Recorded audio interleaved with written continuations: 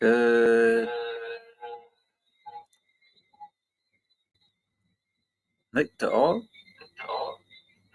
Getting some feedback there. Just 1 second.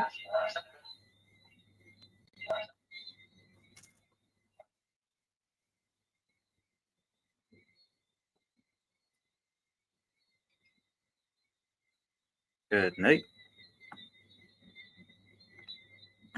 Yes, and that should be it. So, welcome all to Alternate Views. I am your host, Kemar Stuart, and welcome to the platform this afternoon. As usual, we are hosted with two other presenters, Nicholas Jones and Nigel Franklyn. Tonight, Nigel will be in a little late, so we will have Nicholas on in the discussion.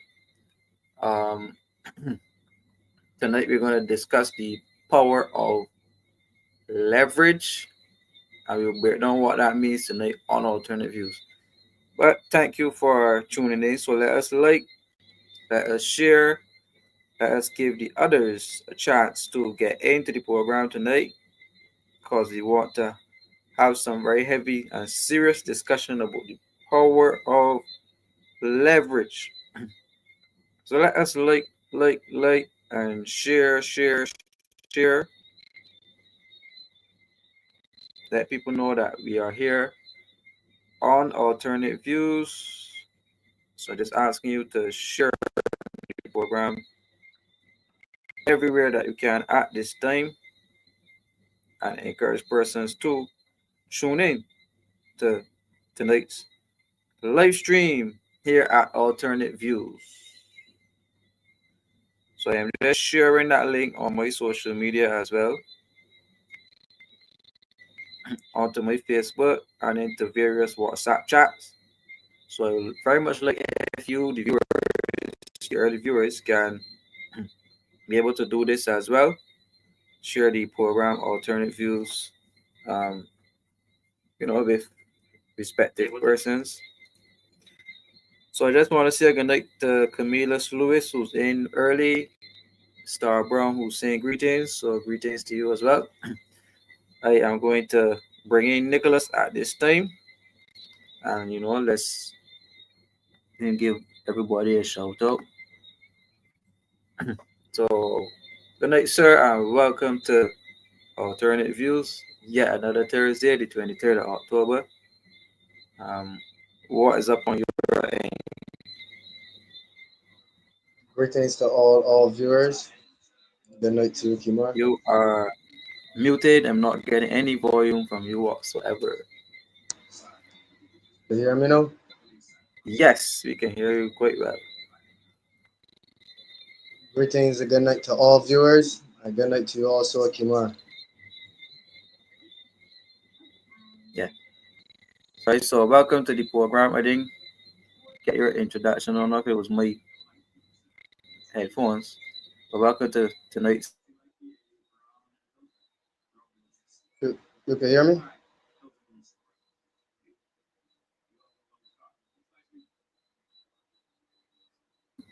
Yeah, I can hear you very well. So you can go ahead. You say you didn't get the introduction? Yeah. No, I was saying greetings and good night to all viewers. And good night to you as well. Hmm. Yeah. Well, good night. Good night. And welcome to the program again. I look forward to a very good discussion with you. Both myself and the audience. Really how you spit your lyrics, literally, right? So we're going to have a good discussion. So we always acknowledge the Lord before we do anything. So I want to you know start out by saying or reading, sorry, a passage from the Bible, the Living Bible. So I'm just doing a random page. Wait, I'm doing a random page. So let me randomly put my hand into the Living Bible and choose passage. So in the Living Bible, it speaks about Peter walking on water, right? So the passage that I put my finger on is Matthew 15, verse 1. So you're going to just read what it says right here. So it says, some Pharisees and other Jewish leaders now arrived from Jerusalem to interview Jesus. So it says, why do your disciples disobey the ancient Jewish traditions? They demanded. For they ignore our ritual of ceremony and washing before they eat. He replied, and why do your traditions violate the direct commands of God? For, for instance, God's law is honor your mother and father, you know, and anyone who reviles his parents must die. But you say, even if your parents are in need, you may give their support money to the church instead. Also, by your man-made rule, you nullify the direct command of God to honor and care for your parents. You hypocrites! Well, did you Isaiah prophesy of you? These people say, they honor me, but their hearts are far away. Their worship is worthless, for they teach their man-made laws instead of those laws from God. That sounds a little bit like Jason Taylor, you know, speaking about God's laws. Right? So then it goes on to say at chapter 10 that Jesus called to the crowds and said, listen to what I say and try to understand. You aren't made unholy by eating non kosher food. It is what you say and think that makes you unclean. Right? Then the disciples came and told him, you offended the Pharisees by that remark. Jesus replied, every plant not planted by my Father shall be rooted up. So ignore them. They are blind guys leading the blind, and both will fall into a ditch. Then Peter asked Jesus to explain what he meant when he said that people are not defiled by non kosher food. Don't you understand? Jesus asked him. Don't you see that anything you eat passes through the digestive tract and out again? But evil words come from an evil heart, and for the man who says them. For from the heart comes true evil thoughts, murder, adultery, fornication, theft, lying, and slander.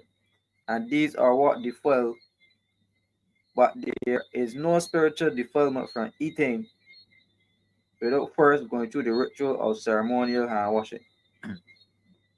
Right?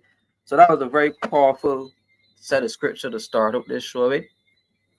Right? And it says that man is basically known by his heart and by what he thinks. Right? So when he speaks those words and evil is coming forth from a man's mouth and wickedness and you see adultery and murder and all these things, it starts within a man's mind and within his heart. Right? So with that question, that is going to open up some more questions as we start to speak tonight. So I want you, Nicholas, if you could, remember some of what was said in these verses for us to have some discussion around them. So we're going to put the Living Bible, um, there for a moment.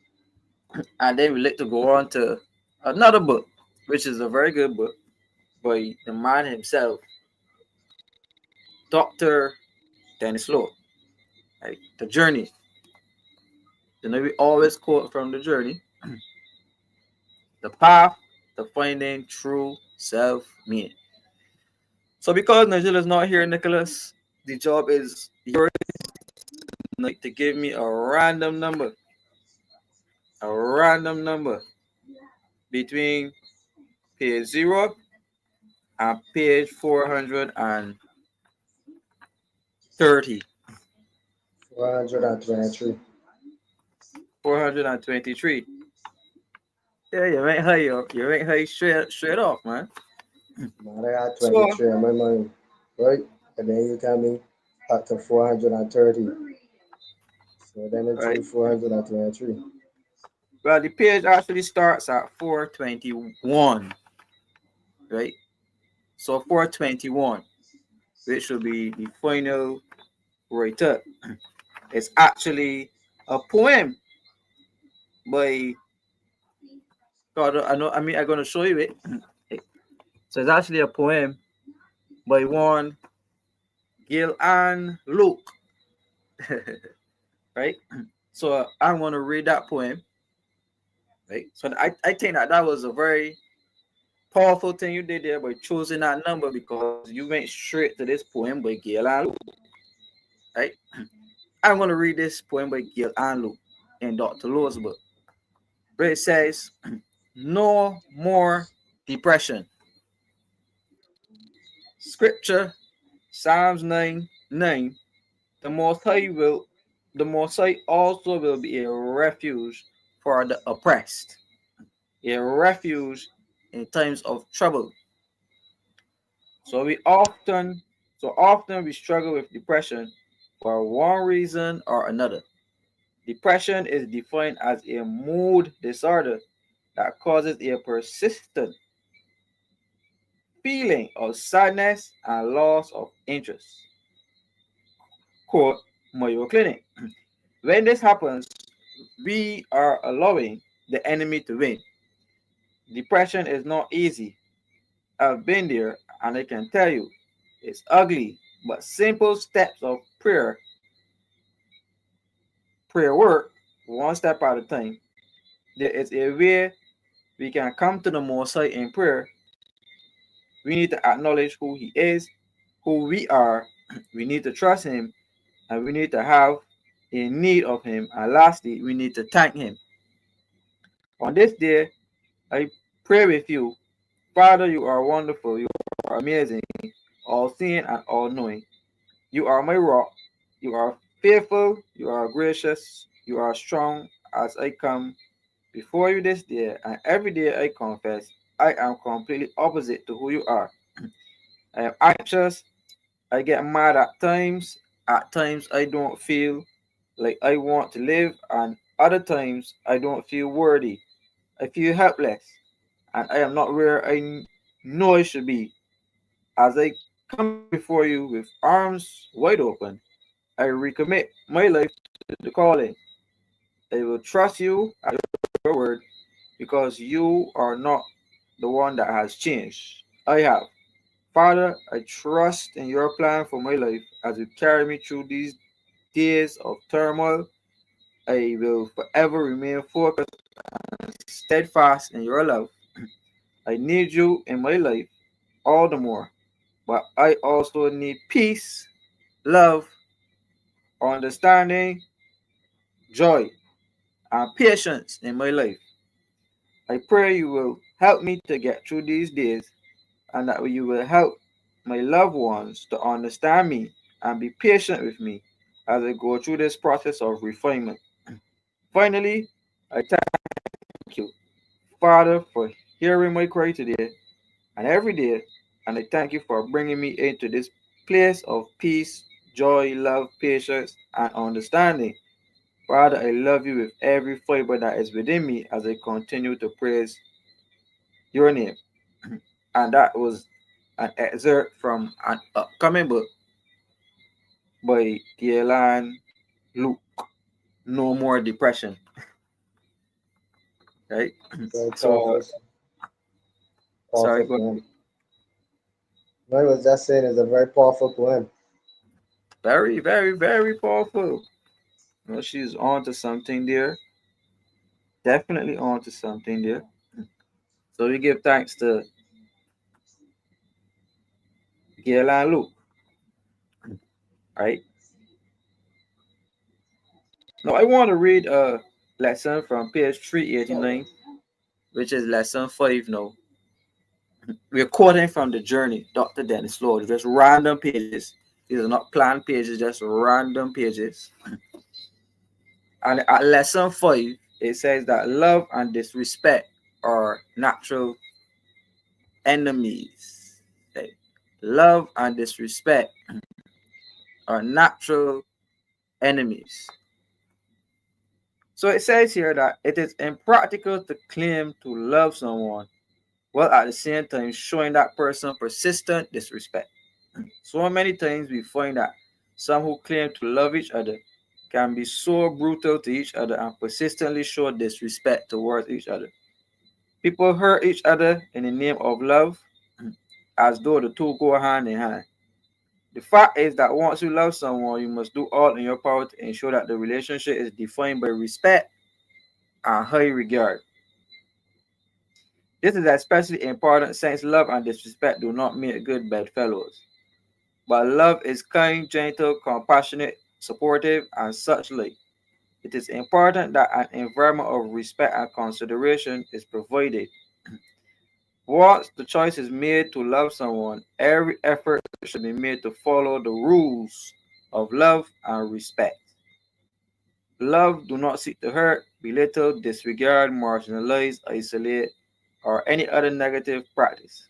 It advances feelings of high human regard, strives to bring out the best virtues in us all. It is not daunted by the challenges of relationship building and is not turned away in the face of adversity. Love is the champion of the human spirit and the mother of all positive human emotions. Respect her, and she shall be our companion forever. Right? And these are some very powerful quotes. Yeah. It doesn't finish there.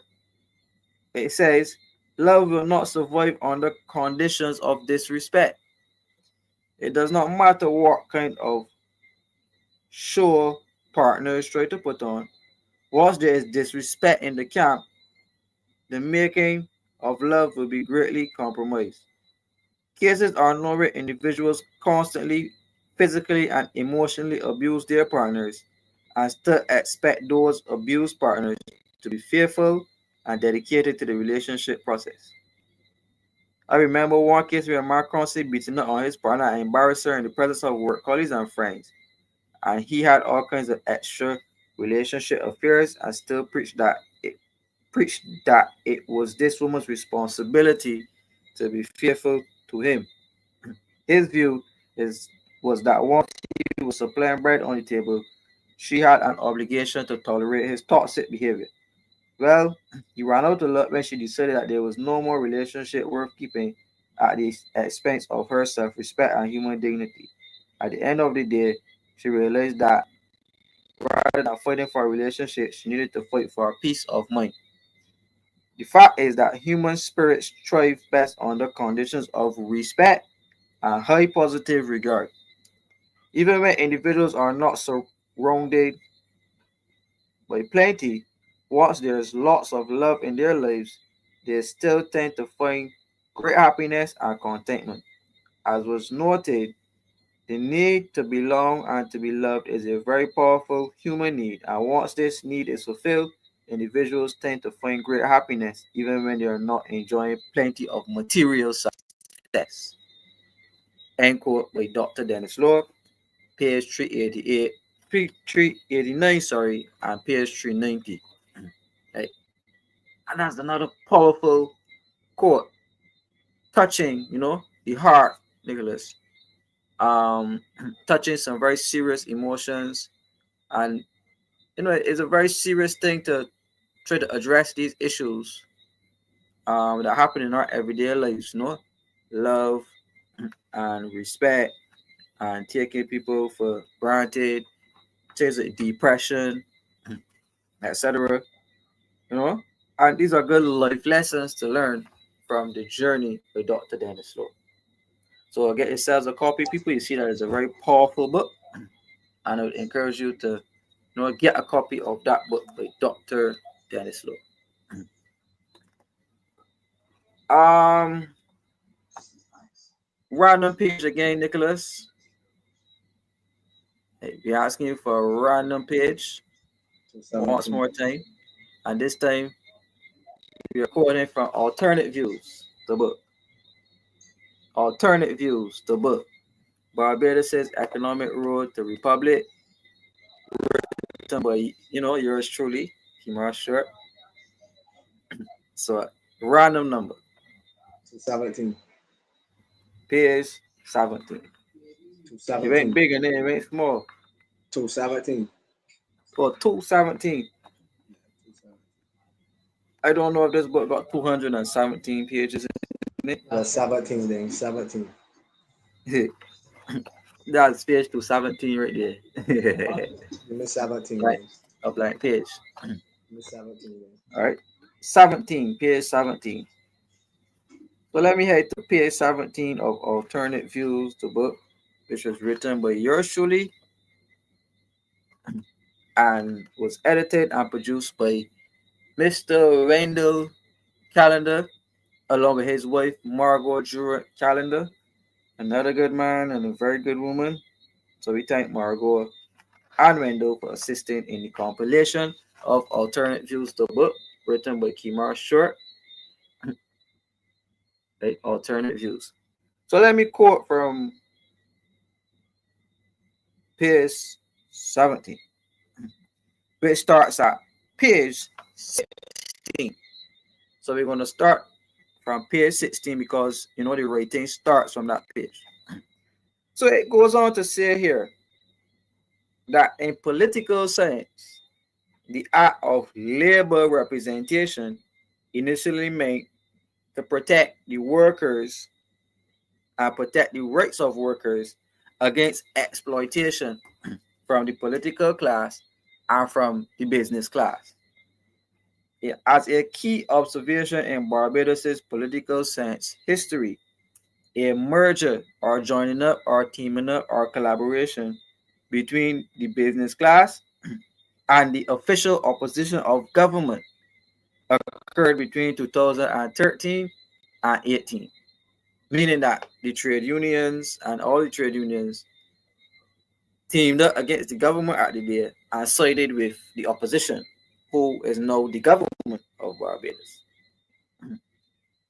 And then went on to say in Alternate Views that this move was made to frustrate the then governing administration within the political economy of the country. And for the first time in political and economic history, people were paid, Barbadian workers were paid by the business class to march against the Frondel Stuart government, which was then aided and abetted by the then opposition leader, and I called her name.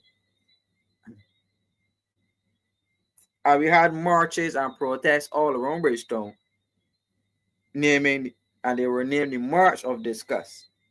And this March of Disgust and that collaboration between the unions, Nick, and an arm of government seriously undermined the confidence that the population has as it relates to trade unions, being confident in trade union leadership, and being confident that the trade union leadership will not sell out the people and sell out the workers to be in bed with the government.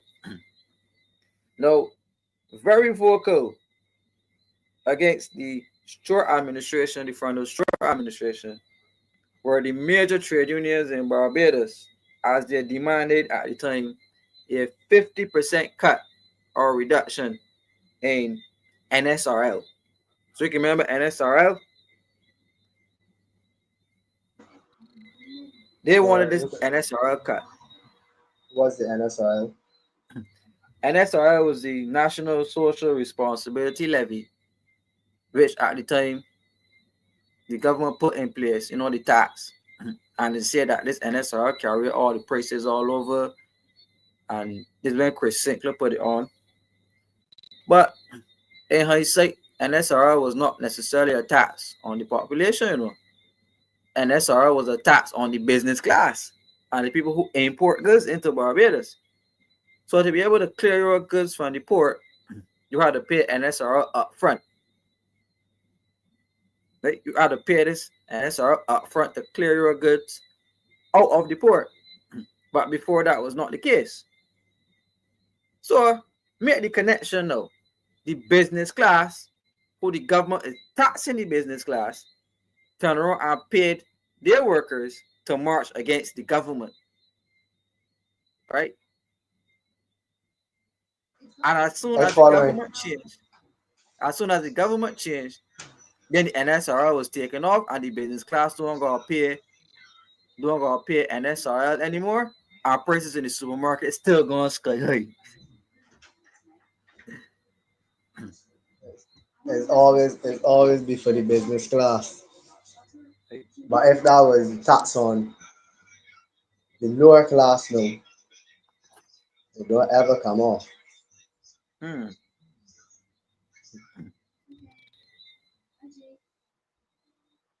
So all we all know the protests, the holler, the unions, all of the unions, the NUPW, the BWU, the BUT, all of the unions team up against the government at that time.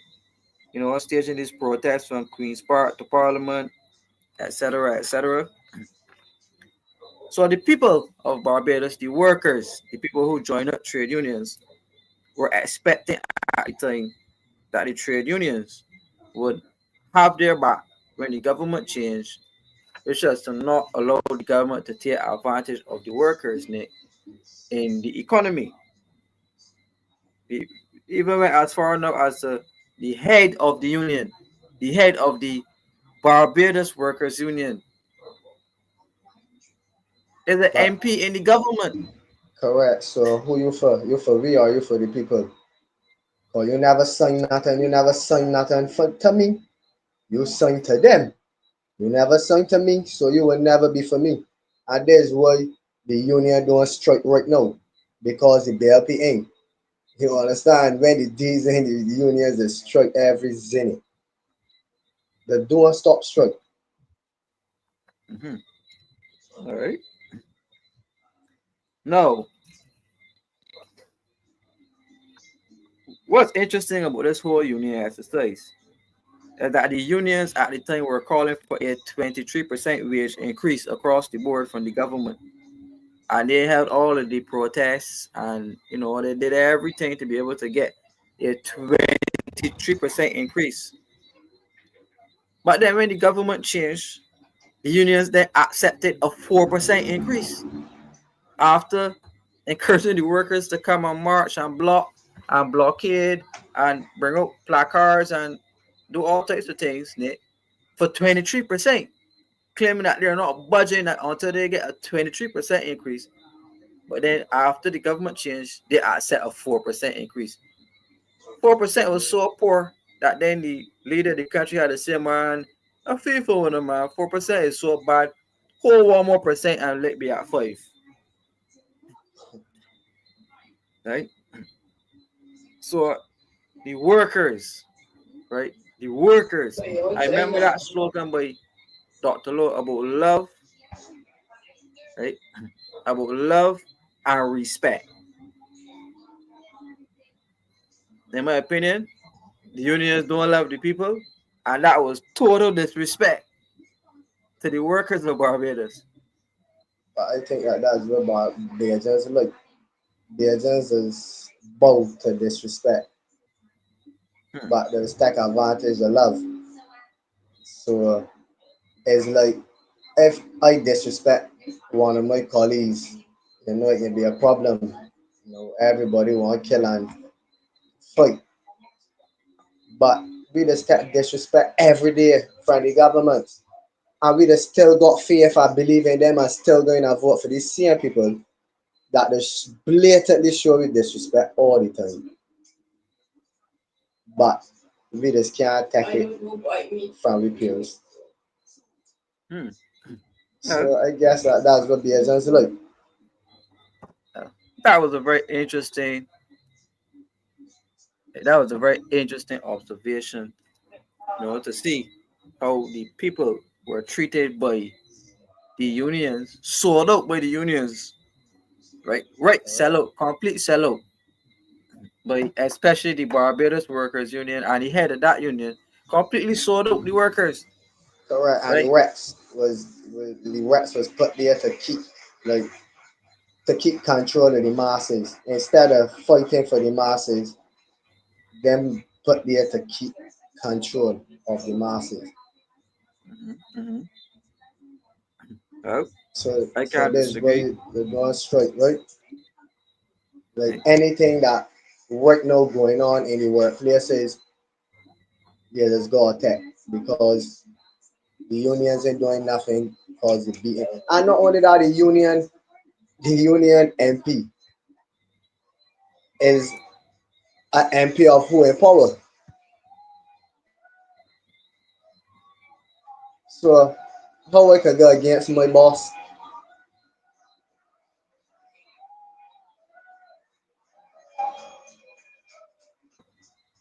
Well, that's very interesting. Very, very interesting.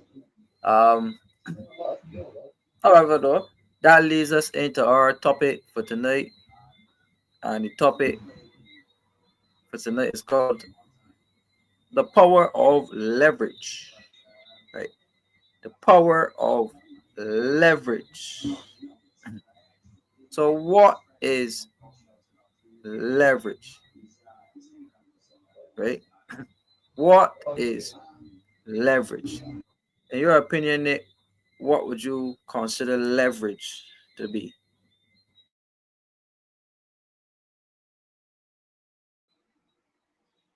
You could repeat that, Kumar? I just thinking.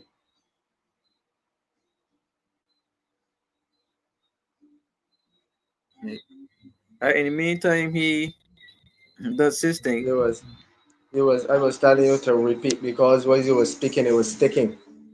Sorry, we were speaking about leverage. What is the power of leverage? In your opinion, what is leverage? The leverage is like the authority to do something, or the what's the said okay, you don't use back power. The yeah, the authority to do something, or how much authority you have to do something. All right. That's an answer we could start to work with. But to go further, leverage is like a key card, right? Or something, a position of strength that you have, right? Something that you have that gives you the power over a person or over a particular scenario, right? To maintain dominance. So leverage, right? In finance and economics, right? In finance and economics, leverage could be considered like borrowing, right? Like debt. So, for example, if I'm going to the market, you're the broker, you're the financial broker, and I was going to the market to be able to, buy some stocks and bonds, etc. And I only had $100,000 to go to the market. I see a really good opportunity to buy some cheap stock, but I only have $100,000. And I come to you and say, well, Nick, I only have $100,000. Could you lend me another $900,000 to make a million? Right? That $9 million is considered leverage, right? So I made the play, I bought the stocks. Immediately now I got, as opposed to having $100,000 in stocks, the money you gave me the leeway now to go and buy $1 million worth in stocks, right? So a scenario like that is considered to be leverage, right? You give me the leeway and the leniency to go and make a power move.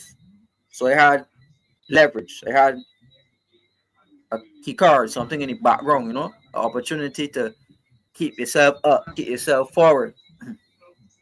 Right? And I started with this conversation tonight about leverage because, as you know, alternate views is about countries and analyzing countries. And if you as a country, or you're involved in running the country or managing the country, and you borrowing money from someone, or you borrowing money from an institution, eh, are you borrowing money from an institution? Eventually, eh, you know, the person lending you money will have some, Leverage. requests of you. They will ask you for something, even though you're paying back, they still gonna come and ask you for a favor somewhere, somehow, right? Correct. Right? So then the money that that country is lending you becomes Leverage. leverage over you to say, well, we've been lending Barbados X amount of money for X amount of years at X amount of interest rates. So we got leverage over Barbados that we can ask Barbados to facilitate us or to do certain things for us. Because when Barbados was down and out, we was lending the money, so we got leverage on Barbados. Right? I want you to put that concept of leverage in the way how Barbados was handled by this relationship that we have with the International Monetary Fund, or what people will call the IMF. Well, Right? I really follow it too much on the IMF, right? And Barbados, right? Well, if that's the case, though, you gotta get yourself a copy of Alternate Views, because Alternate Views provides extensive analysis on Barbados and the relationship with the IMF. This is the only book of its kind for the times, right? This is the only book that has extensive economic research available on Barbados' economic relationship with the IMF for the times. And that's why we were given an award all the way in Ireland, you know, for being able to chronicle and journal Barbados' sojourn, economic journey, economic road to becoming a republic. Right? So I am going to quote some things for you, Nick, so that you can get a lifelong learning experience about Appreciate that. Barbados, right? About Barbados and its relationship with the IMF. So for those persons who've been following alternate views for a while, who've been following Kemar Stuart for a while, they know how much work that I put in as it relates to helping the people of the world, not just Barbados, but of the world, to understand what was happening with Barbados and the International Monetary Fund. Right? Now, before May of 2018, Barbados was not in an IMF program. Right? Barbados was not in an IMF program. Now, we were being pressured to join an IMF program, but we were not in an IMF program. When the government changed, Nick, the government announced what you call a debt default, you know, just deciding that they are going to default on debts, not pay anybody. Now, if I decide at a personal level that I default on my loans, they can kind of want to carry me court, right? It's true. Like, they can want to do all of these things to try to, personally go after you. But here you have it, a country who had the money to pay, that's deciding, well, paying back a boy, right? On top of that, we then signed on to an IMF program, which was called the Barbados Economic and Recovery and Transformation Program, which is BERT, BERT, like Ernie and Bert, Mm. right? BERT. So we signed this IMF program, Nicholas, and we were then set up to borrow X amount of hundreds of millions from the IMF, right? So at chapter 2, in alternate views, this is page 45 for those who may have the book. It says that Barbados and its agreement to enter an IMF program. So we're trying to say that immediately after taking office, Barbados announced its intention to enter an IMF program. And on June 1st, the managing director or the boss of the IMF, Christine Lagarde, made the following comments. You need to listen very keenly, you know, keen on what was being said at the time by the head, Yes. the boss, right, of the What happened IMF. is right. What happened is I just got a little too fit here that killing me, right? Yeah, I got a little too fit here that paining me. So I listening, bro. But I just, yeah. yeah, so just Well, let you know so you will know why I so quiet, but I can speak yeah. when it's time for me to speak. All right, that's no problem. Listening to Don't you. forget to take your clove, get some clove and put in there and Sponge soothe out. yourself um of the pain. Yes. So we were saying though that as announced by the Prime Minister of Barbados, the Barbados economy has been going through significant challenges for some years, and the authorities are developing an economic reform plan designed to address this challenge. And they have asked the international community and the IMF to assist Barbados as they try to put the economy back on a path to recovery. And an IMF team visited Bridgetown to start discussions on how the fund can support the authorities' economic plan. Right? Our goal, remember this is the head of the IMF speaking, our ultimate goal is to help Barbados achieve higher living standards and more inclusive growth for the years ahead. In a statement at the conclusion of the IMF visit to Bridgetown, the IMF then made the following comments. Barbados is in a precarious economic situation.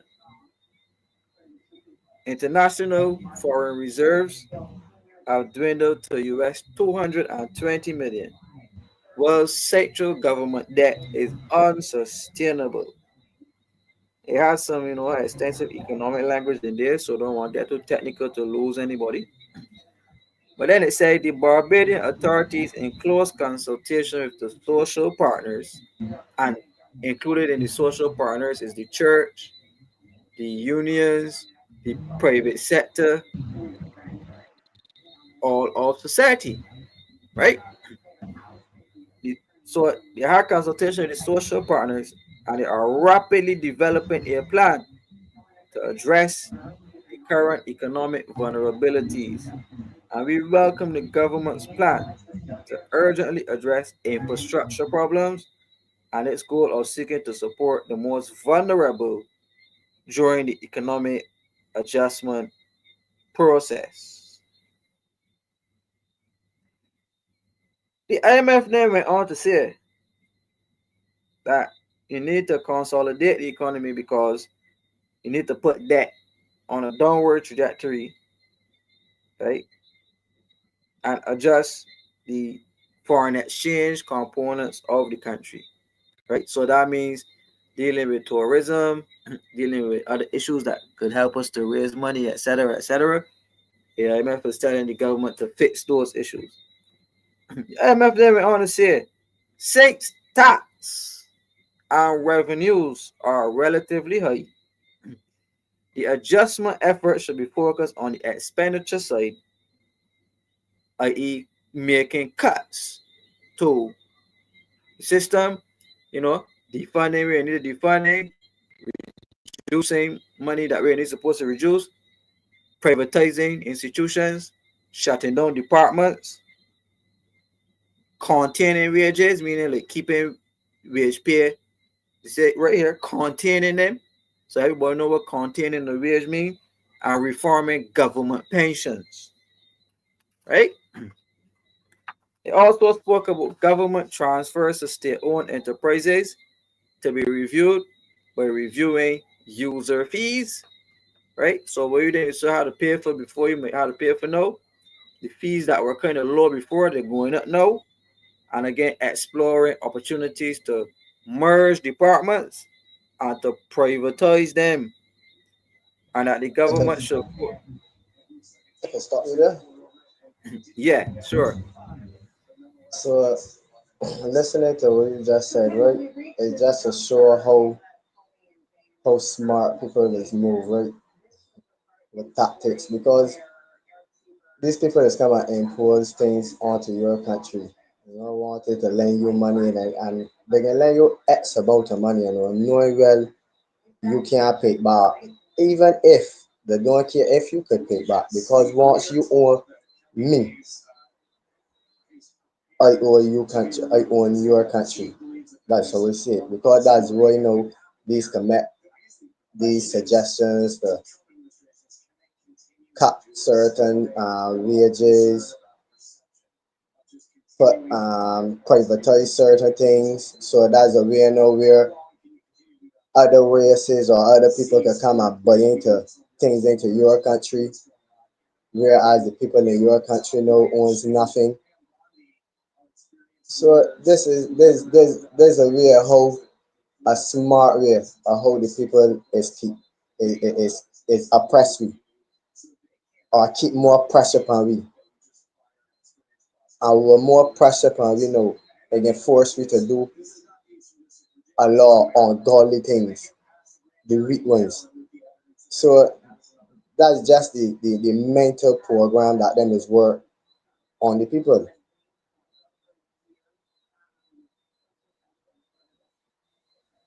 Okay, I let your points there in the sense that all you stop short of saying is the power of leverage. Okay? So I lend you knowing that you can't pay back. Lend you, knowing your economic circumstances. Because I don't really care about the money. It's about gaining the power leverage. So I using the money to gain leverage over your country. And what people is don't understand is that money is an illusion. Money does get print every day. But the money is papers, it's zeros and ones in the bank. So if it's a trillion you want, what is a trillion we can print? Cause we who's printing. You understand? So like when all you to study is money, that's where your country is going to them positions. When you want to study developing, like the things that you was reading at first when you said that the father said that any tree that isn't rooted or planted by the father must be uprooted, right?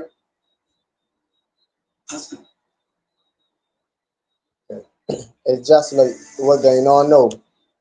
Like all the trees get cut down that the father put there, and then them replacing these trees with man-made trees.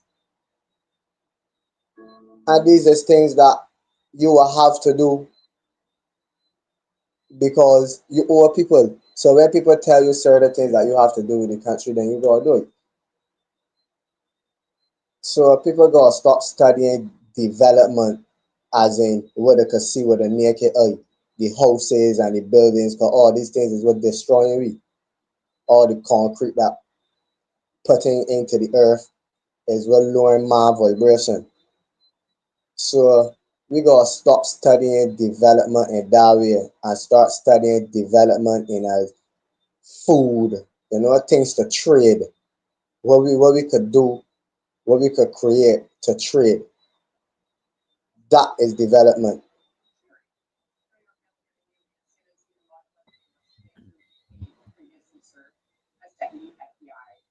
Going back, like going back a bit to something you said. No. You said there's a trillion you want, there's a trillion you can get, right?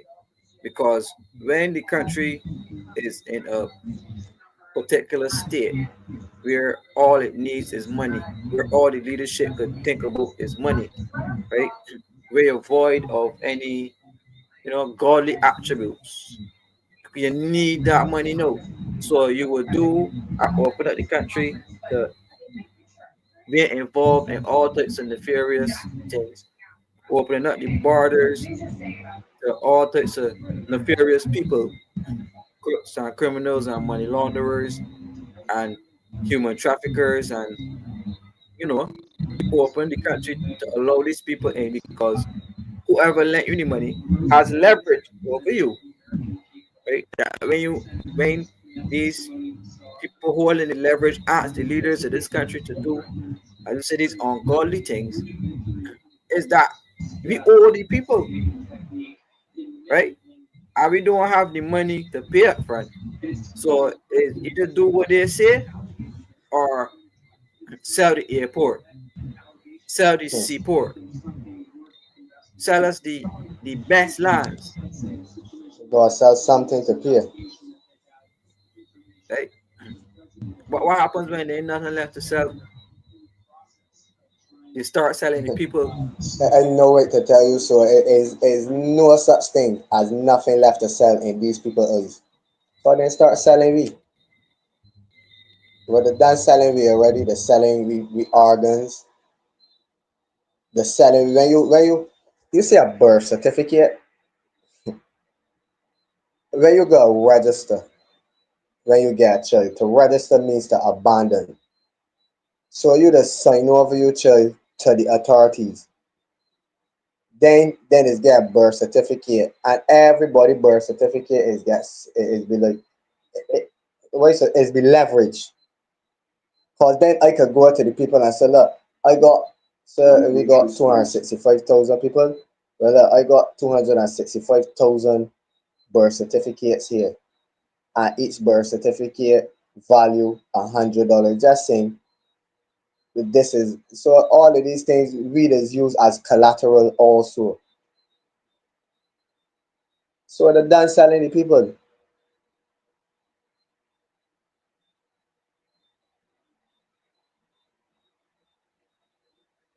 You mute.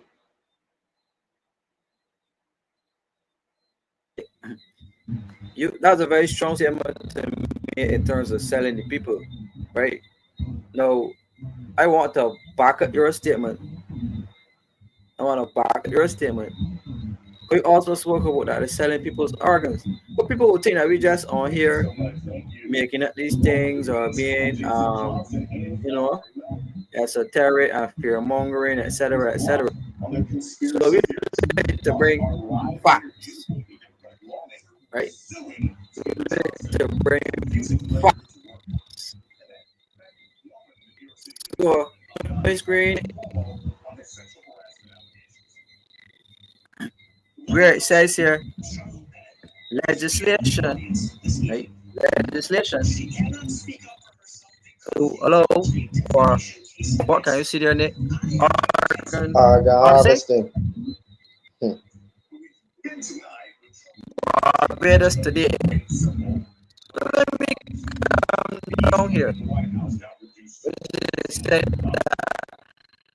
Barbados is gearing up to be in the Eastern Caribbean, and that revelation was made at the time with the chief executive officer at the hospital.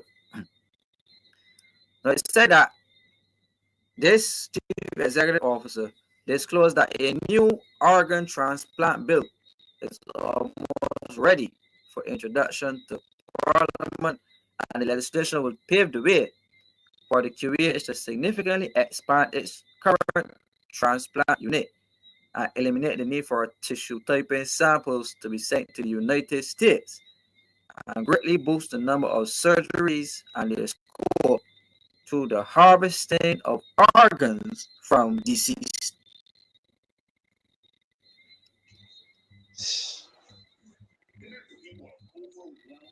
These people In our dread. view, And the thing is both that are people, people will see this and see that you bring facts, and people still won't believe it.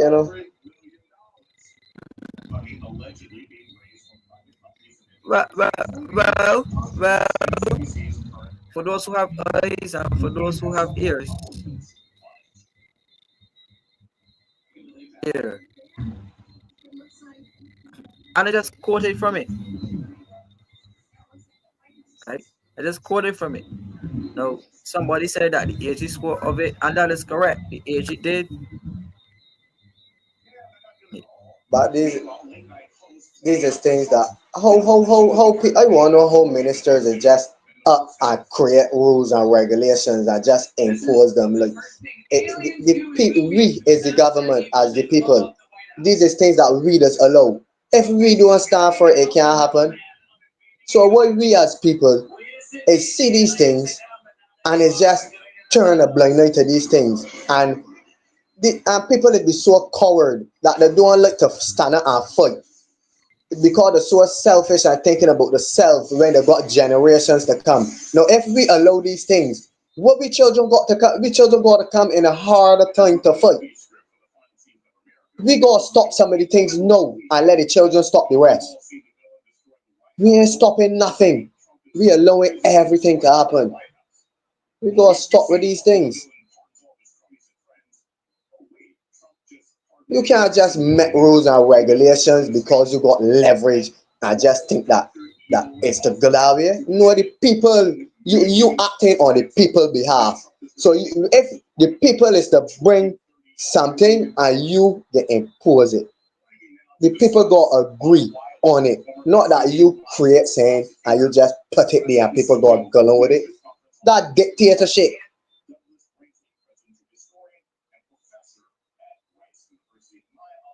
We gotta stop with that and learn to stand up here. Well, some people will argue that, right? Well, my family need a kidney, or my family need a heart, or my family need a transplant. So Your what family need a we are what? saying here, Your yeah, family need what? If he's to sorry to say it, but if he's to go, you have to go. The father is determine everything. The father bring you with a heart, not for somebody else's heart to be in your body. So if you need a heart and you used to die, well die. Well, that's the reality. Not that you need somebody else's heart. This is why this genetics, right, is something serious. You don't just take a part out of somebody's body and put into your body and expect your body to operate the same way that it come here. It don't work so. Them the things that's supposed to be happening in life. So this way people need to stop with their desires and their wants. It's what must be done. It's not what you want. Yes, your family will like a heart. Your family will like this. Your family will like that. But for your family to get a heart, where part it coming from? Cause them in Mackinnon. So it coming from people like we, with all the kidnapping, the human trafficking. All of these things is what's doing it to these things. So you condoning these things by even getting these things then.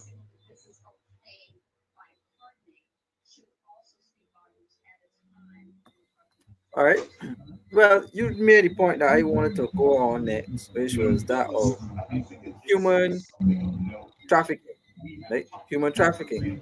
So, Barbados was on a watch list recently for human trafficking, and the propensity for human trafficking to happen. So, in many, not to keep on this particular topic all the time, but in many countries around the world, particularly little children, um, go missing a lot. Right? The children go missing a lot. Um, and often pop up in a lot of it's a, some serious situations, right? No, wait.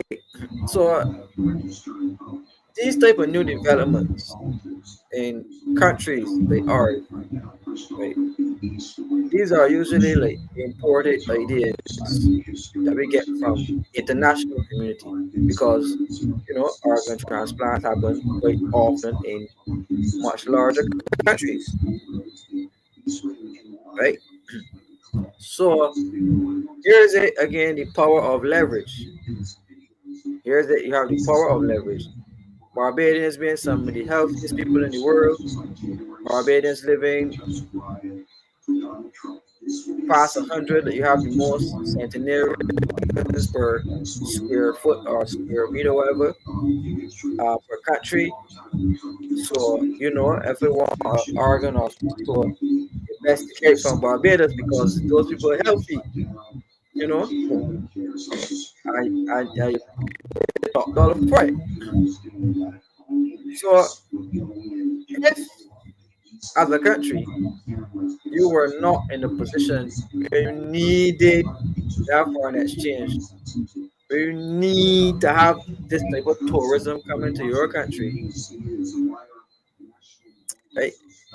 You need to have these people coming because you're in a position where if you don't pay back the IMF and you don't pay back to all of these big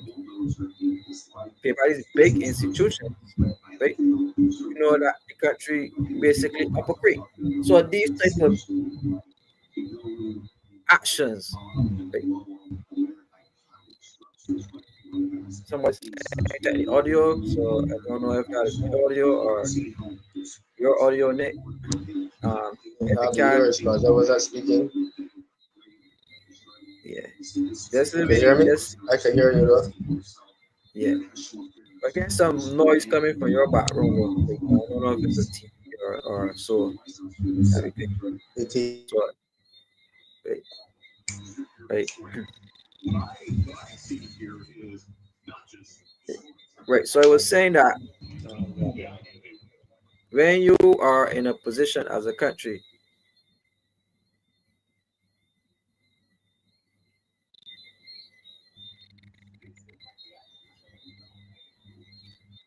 right, hoping that Listening with everybody you, can man. hear me clearly.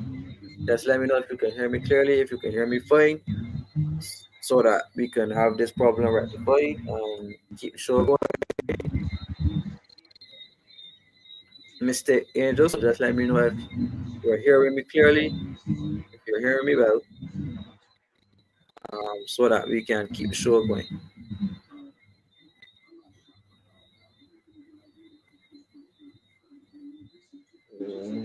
Right. Good to go, Nick. Good to go. So when you are in a precarious situation as a country, you see these type of behaviors seeping in, right? Because you need foreign exchange, and these type of practices will bring foreign exchange to your country. Some people may see it as right, some people may see it as wrong. I know certain religious groups don't practice open surgery at all, right? So due to religious beliefs, certain groups will not practice that at all, right? But these type of things are not common in societies like ours, right? So when you have the international community who's lending us money, it happens in their country.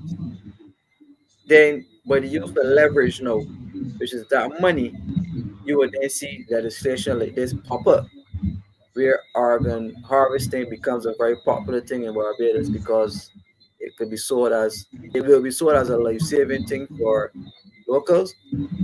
But let's be honest, Nick, how many locals, Barbadian locals, will seek to pay or would have the money up front to be able to pay for such an expensive act, It's true.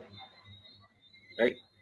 So it ain't really for us because you gotta go and borrow a loan to afford it, or you gotta go and spend out your pension, or you gotta spend even be able to afford it. So it's something for the wealthy people Correct. People that want to preserve their that life have good. access to a majority, right? But I did a video and I was saying it is a pyramid scheme that everything from the top is was funneled to the bottom. Because you can't throw water to the bottom of the pyramid and expect it to raise it go up right point top and like trick it down. So you see how you were just speaking and saying that things that occur because the debt that you into the IMF. So when you owe people, then your country has got to open up to these things. So your country have to start doing a lot ungodly things because they're in debt. So then what we countries try to do with our people is try to make debt too and make them know God start to do a lot ungodly things. So this is why the country has put pressure onto its citizens. So because a drowning man will catch at a straw. So what is them drowning? Are you still gonna put the straws there for them to catch at? But none of the straws ain't good. All of the straws are ungodly. So it's only the strong that will drown. Will say, well, you see me, I want that strong, let go. Or don't ever grab at it at all. And this is just how life going for you right now. It's just a pyramid. So it coming from them, and then they got somebody that got to be bigger than the IMF that doing that with them, and it coming straight down the line. So straight down to me. And Well, this is that's why much. interesting. I listen to you. Sorry, go ahead. Go ahead. I listen to you. I listen to you. Right. So that's the interesting comment that you made about the IMF and that somebody is doing it to the IMF. And you are perfectly correct, Nick. Somebody is doing the same exact thing to the IMF in terms of dangling a carrot over the IMF's head to dictate and determine the direction that it goes. So let me put some facts on the table.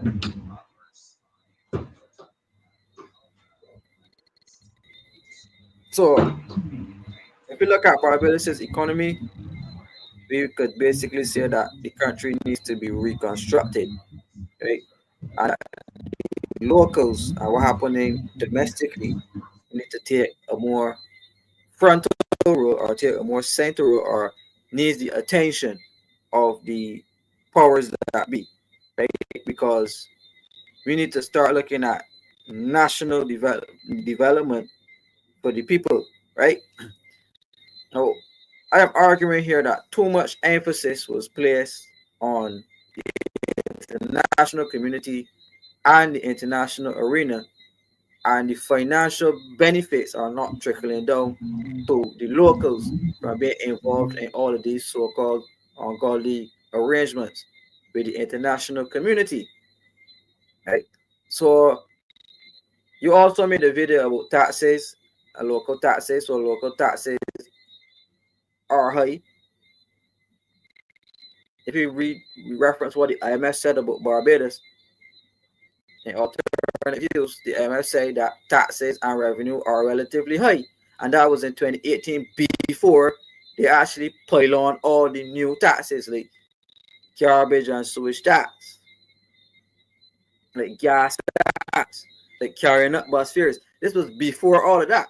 So if the IMF said before all of that taxes were high, well, imagine what they say no, right? And the thing about taxes, right? You know,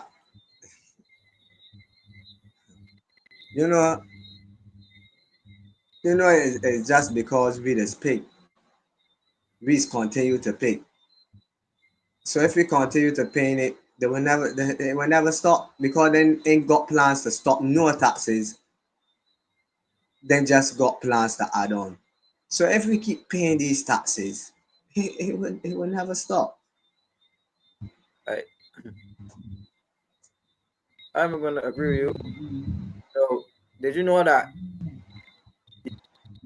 current administration actually put on the highest levels ever?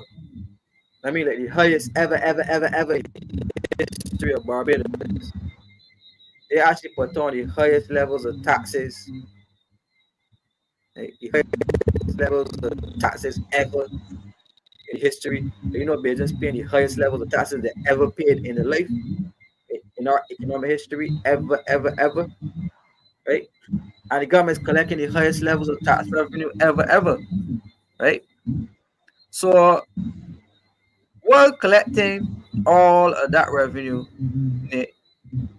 the country is still in a debt trap, right? So we So where collecting all of where this the tax. money where the money going is the Good. question then. Yeah, we getting there. We Cause getting there. We getting warm there. Right? So highest levels of tax revenue ever.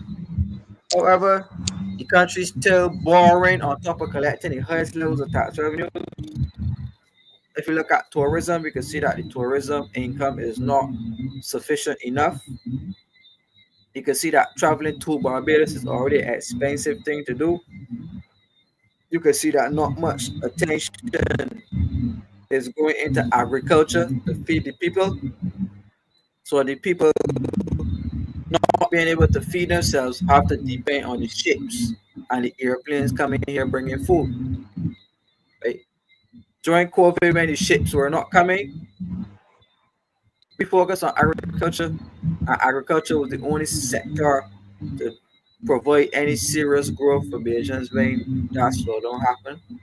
And as soon as the places look at kind of it, we abandoned agriculture and gone back to focusing heavily on importing a lot of this artificial food, right? A lot of this artificial food, which is damaging the health of the population, right? We also have to deal with this issue of oil prices, right? And buying oil on the international market from countries to help run the economy. So you know, without oil, the economy can't function, right? And every time there's a war or there's a global threat, oil prices going up, and Barbados has to seek out foreign exchange to be able to buy oil to keep the country functioning, right? So all the factories work off oil, light and power work off oil, water authority work off oil, everything for switching house electricity, oil. So oil is the lifeblood of economies as they are, right? But we don't get the oil free, we go buy it. The last economic report said that Barbados is importing majority of its oil from Jamaica. Like before it was Trinidad, now it is Jamaica that Barbados is importing majority of its oil from. And we gotta buy that oil from Jamaica in US dollars, foreign exchange. Right? So you're seeing the cycle, you're seeing the cycle of being in a precarious situation, having to earn our foreign exchange to be able to do it. So how is Barbados getting the foreign exchange to be able to afford to do all of these things? We got to borrow, right? And we've actually borrowed ourselves into a position, right? Borrow ourselves into a position eh, that the people that we borrow from were able to derive significant amounts of leverage over Barbados, right? So all the borrowing that we did give the people that we borrow from significant amounts of leverage that we are basically trapped into constantly borrowing from them. So if you look at it, Barbados is in a situation where you went and you borrow money, so you got to lease your airport. You got to lease your airport now to the Sheikh of Dubai, right? You got to lease your airport to the Sheikh of Dubai for 30 years. $300 million for 30 years, right? $300 million sound like a lot of money, but over 30 years, Then that's $10 million a year you give away the Grant Leaders International Airport for, mm. because the country is in a precarious situation and the person who got leverage over Barbados convince you to give away the airport for $10 million a year. How much money the garbage and sewage taxes make? Not $18 million a month. A month, So how yeah. you making $18 million a month from garbage I'm and still in that. sewage? Are you still in that? Are you still Still in that. giving away the airport for $10 million a year? Are Yeah. you making $18 million a month? A month.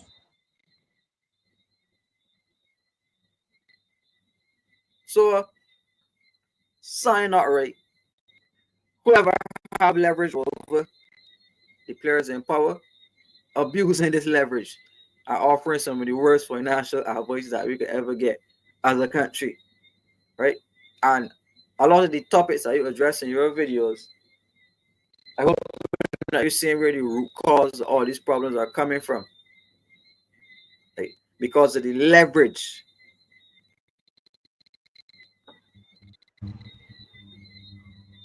You hear me? Yeah. Right. Somebody was saying it sounds like a feedback with a delay. I don't know if it could be a fan. Well, I don't have a fan in here. I don't have a fan on auto silence. So Yeah, I it got a could fan just on. be, oh, that's you. Hey, Yeah, but AirPod, you um, know about.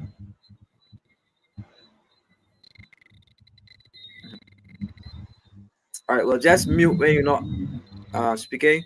I mean, you're not ready to talk. You just open. Hey, so as I was saying, the leverage. No, I was going to say something. And I hope everybody's listening now because this is very important. Like, you spoke about the fact that somebody that's bigger than the IMF may be squeezing the IMF, and therefore the IMF will then turn around and squeeze countries that are under their portfolio, right? That's what you said earlier. No, to agree with your position, I also want to bring some facts and to bring some truth, right?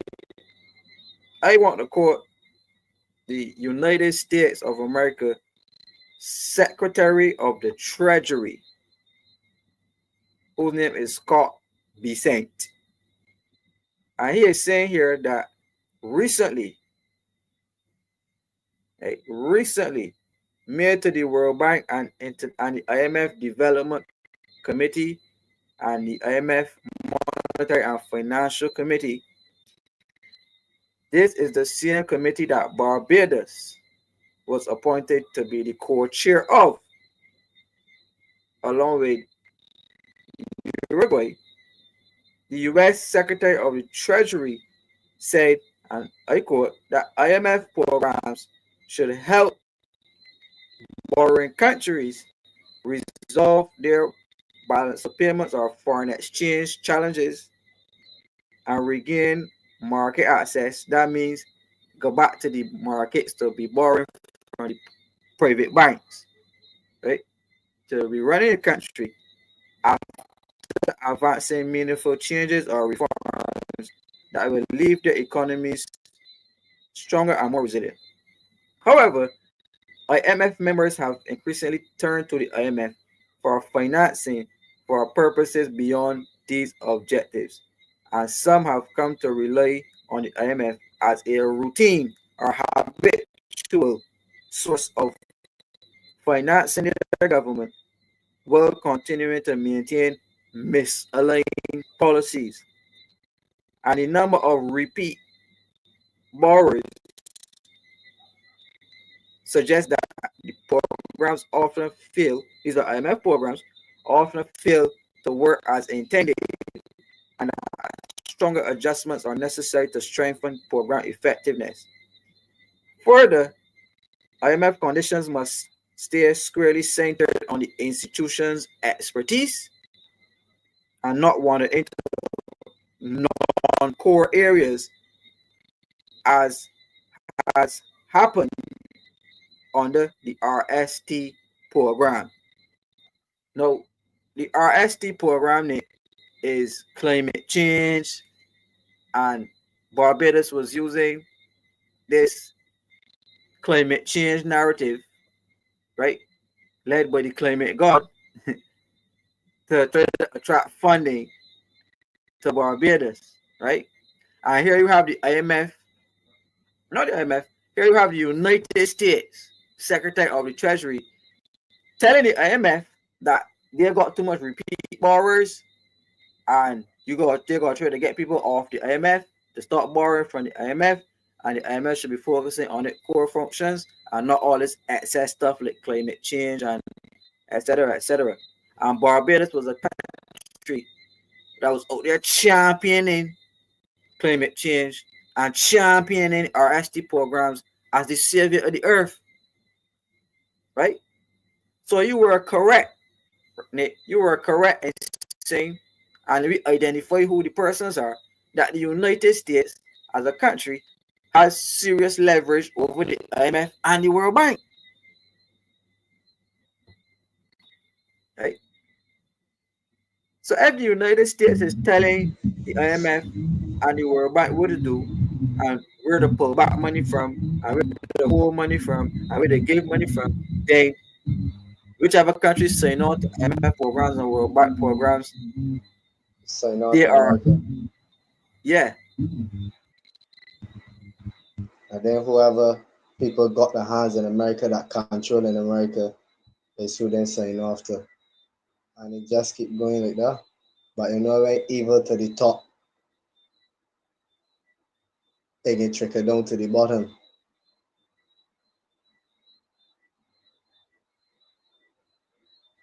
all right. Well, that was a very interesting statement to make. Now, this whole leverage business, right?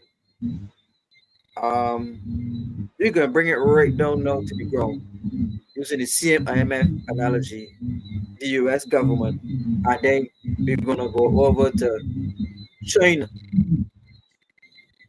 where we're speaking about leverage and Barbados, right? So here you have it. The United States government completely licking up this idea of climate change, completely licking up the idea. And the fact that Barbados signed, Barbados was actually one of the first countries in the world, to sign on to our STIMF program. One of the first countries, to do it in the world, to sign on to this climate change type of program, right? Now, if you dig beyond the fluff, right? Climate change was all about transitioning Barbados and the Caribbean onto what we call renewable energy, right? So changing up from oil and the same oil-based economy. Remember how we spoke about the oil before? Changing up the oil and the oil-based onto renewable energy. So wind power, solar power, electric vehicles, etc., etc. The whole electric revolution. America is saying, no way, Jose, shut down this RST, IMF climate change BS. Trump said climate change is a hoax, and America completely pulled back from this green revolution, and America completely pulled back from transitioning into renewable energy. Now, if you look at the other side of the world, China is actually one of the, or if not the biggest, champion of renewable energy, right? And proof of that, Nick, is if you look at the buses that are in Barbados, these electric buses, all of the electric buses in Barbados have water at the front. Not China aid.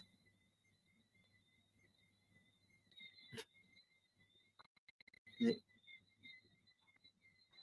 All true. of the buses. Mhm. Right, go ahead. You know, I was listening to you. I just said it's true. I was listening to you. Right, right, right. So all of the buses in Barbados, all of these transport board buses coming in directly from China. right? All the renewable energy ideas, climate change. So you're seeing the difference now, Nick, in terms of America's pushing for oil and drilling for oil, and China is saying renewable energy and climate change and transition. And Barbados know, right?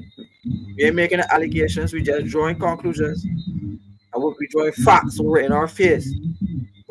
Barbados is pushing climate change, the green revolution. China is pushing the same exact thing, right?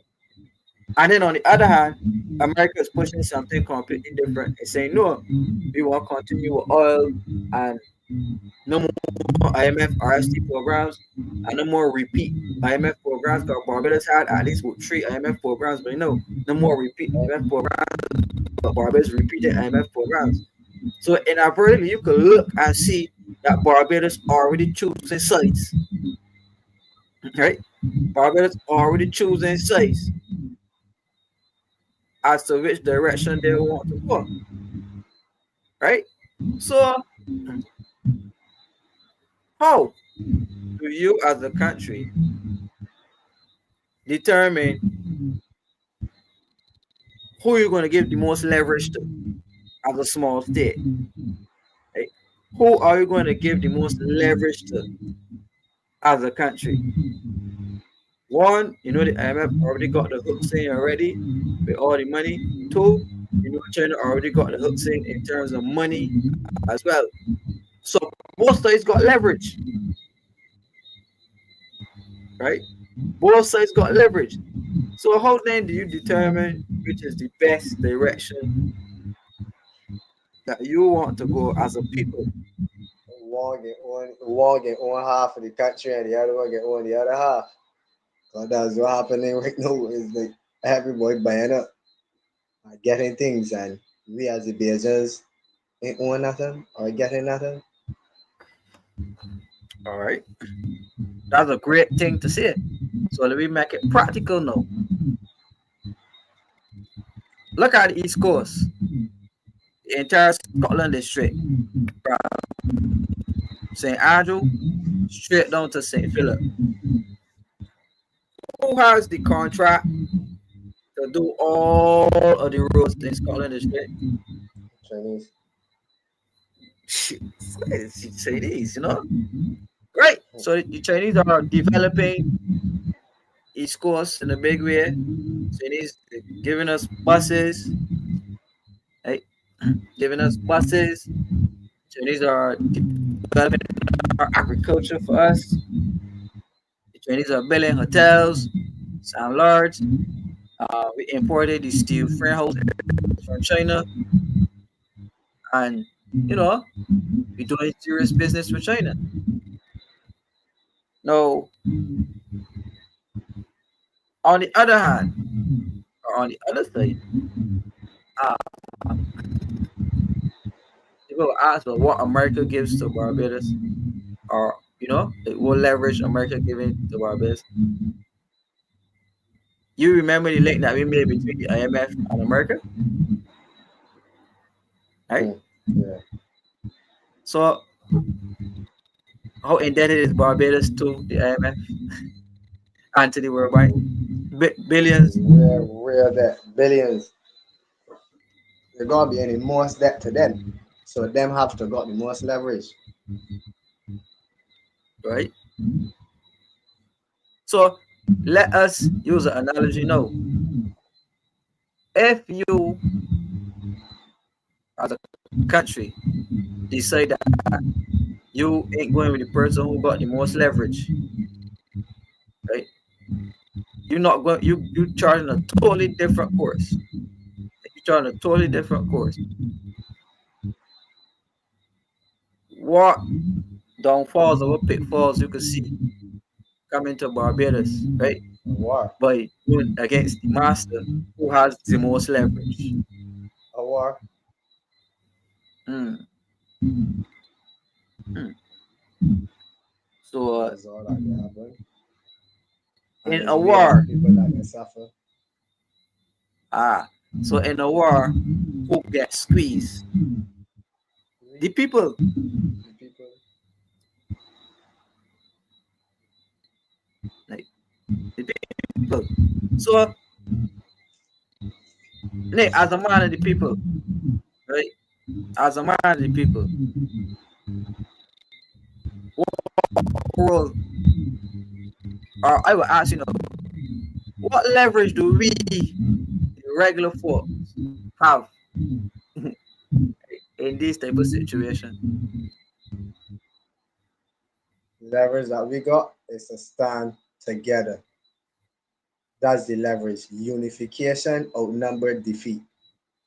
So when it's art for the head to walk go so but my head could tell my body move, and if my body you see look at some boy that paralyzed, that paraplegic. You know what you know the brain is be telling the hand and the foot move, but you know the foot ain't moving.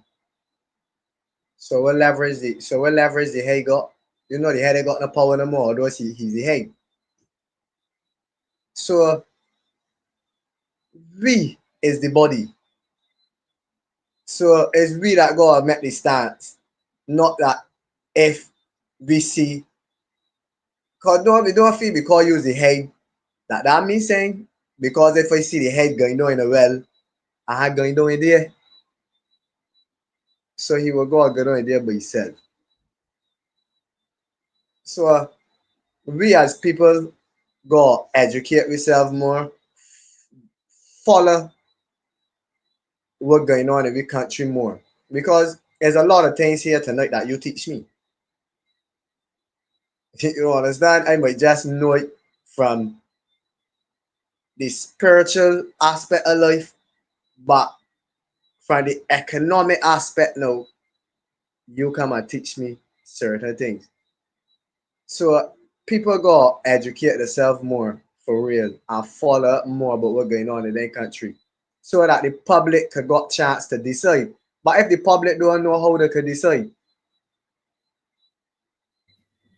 Well, they should listen more to the alternate views and garner some education. And there are many different outlets out here for people who are actually trying to bring that education to the public. Right?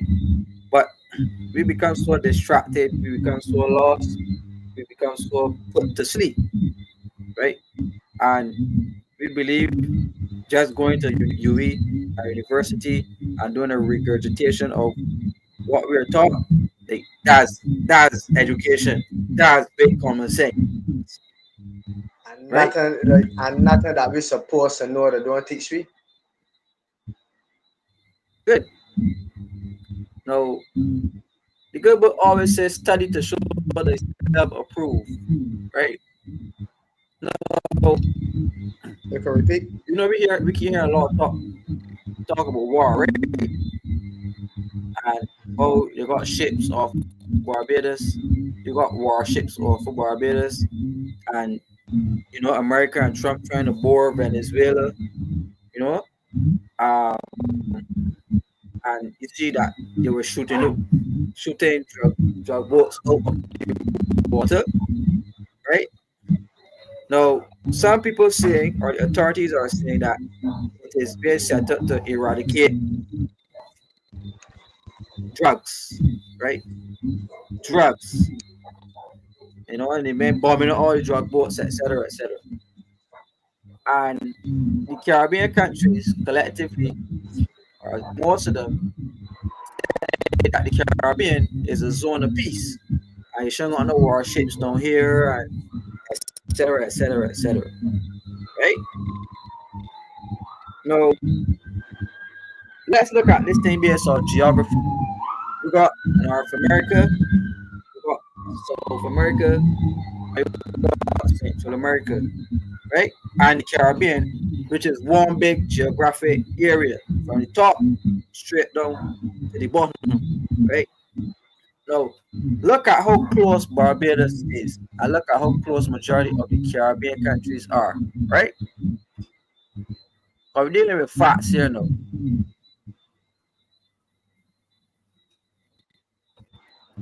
America and China are rivals, right? On the world stage. Economic rivals battling for world dominance, right? So America is trying to control its side of the world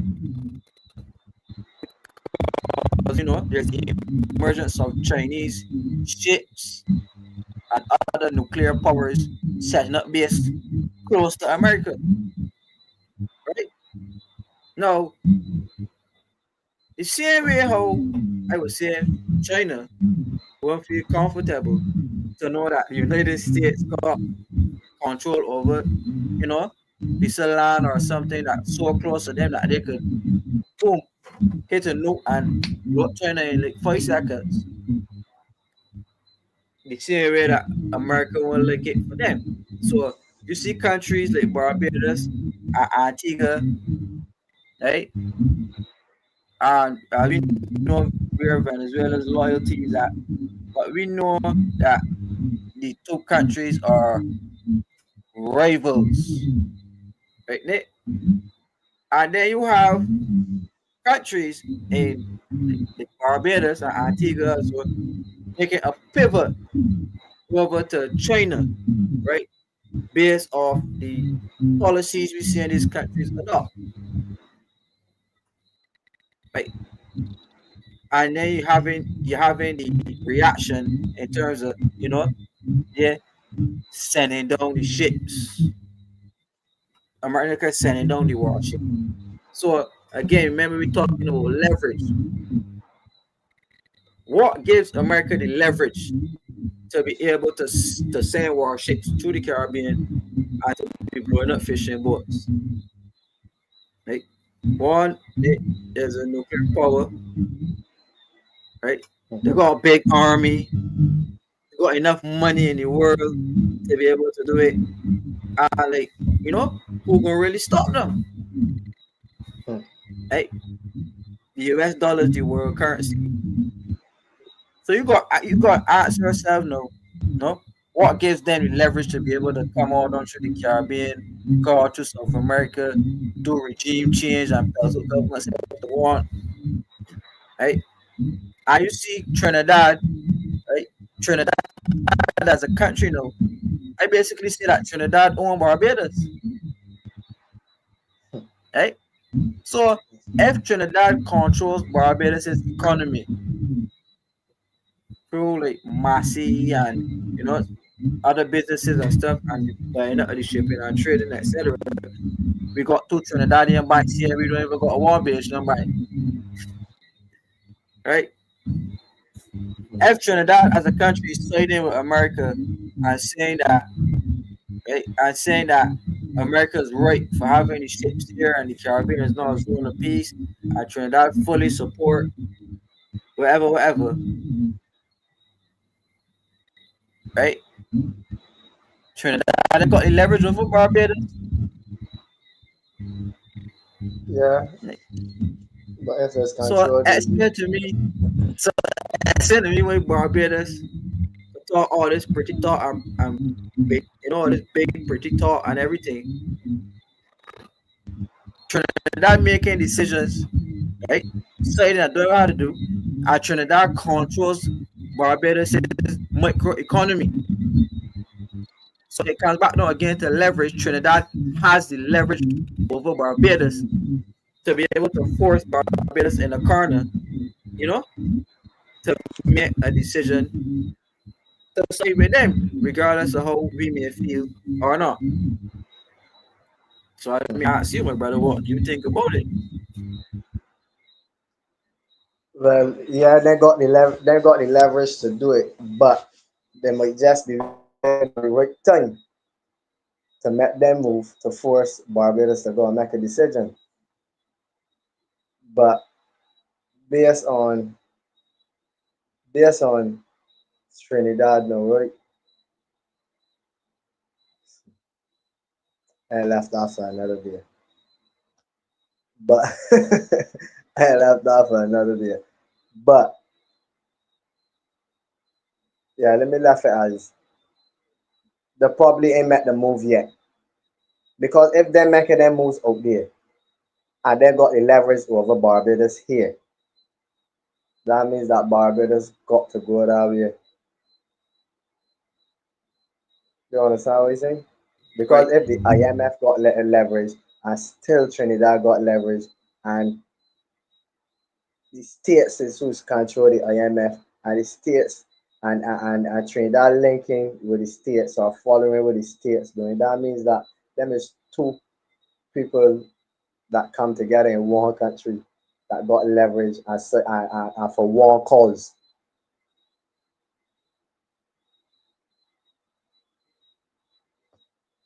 You understand what I'm saying? That, You mute. yes, that is facts. Well, as you say, the IMF has leverage through, and the World Bank has leverage. America has leverage over the IMF and the World Bank. Trinidad has leverage over the control of the Barbados economy. Right? So to me, that's my estimation. Barbados don't have the leverage, right?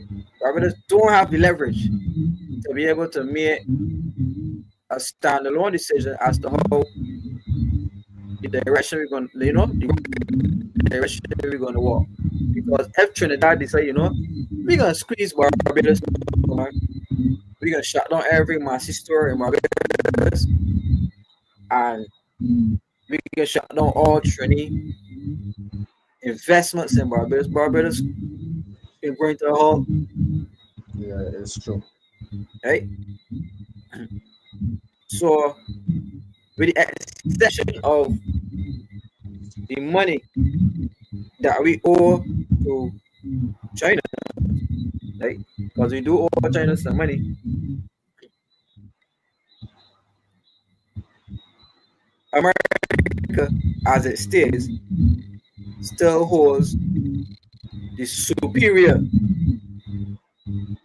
leverage in this situation with the Caribbean because America is not going to sit and allow countries so geographically close to it to become border and completely taken over and trade routes becoming controlled. Remember, like the whole Panama Canal, you're not going to allow an economic rival to be able to take over all of these things so close to their yard where they sit and do nothing. So we move from America and we go further across the world now.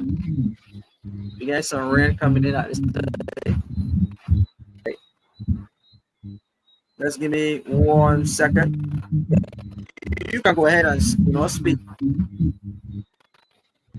I say we have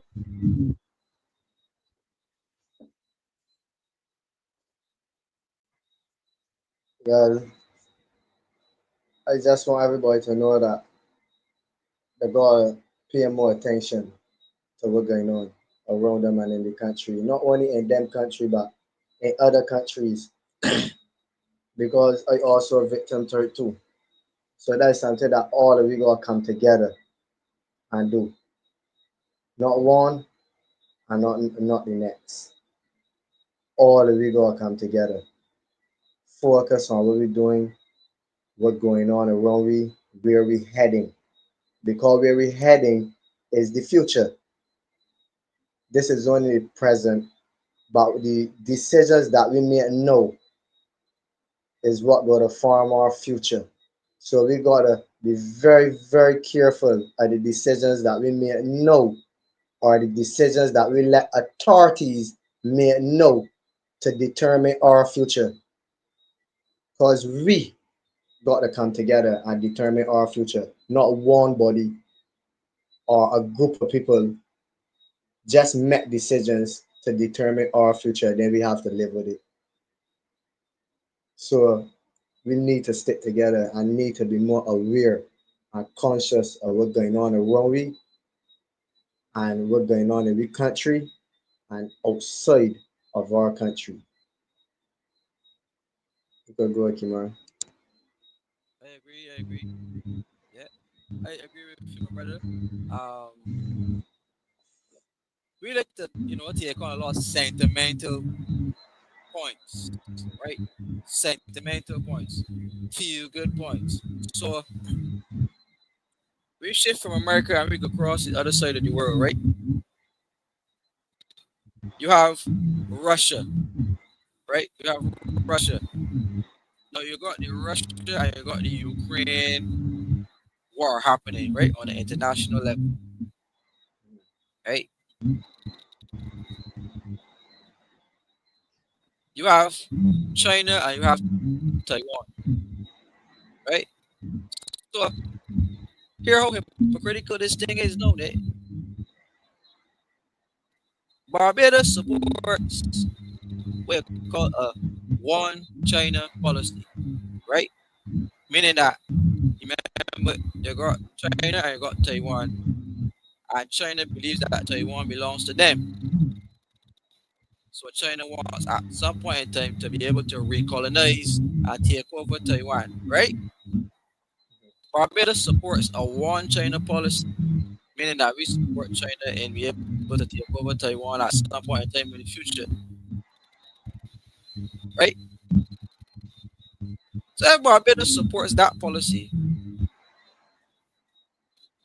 when you come closer back to home, Barbados is saying no to America that they should not be bringing warships down to the Caribbean and to go to South America,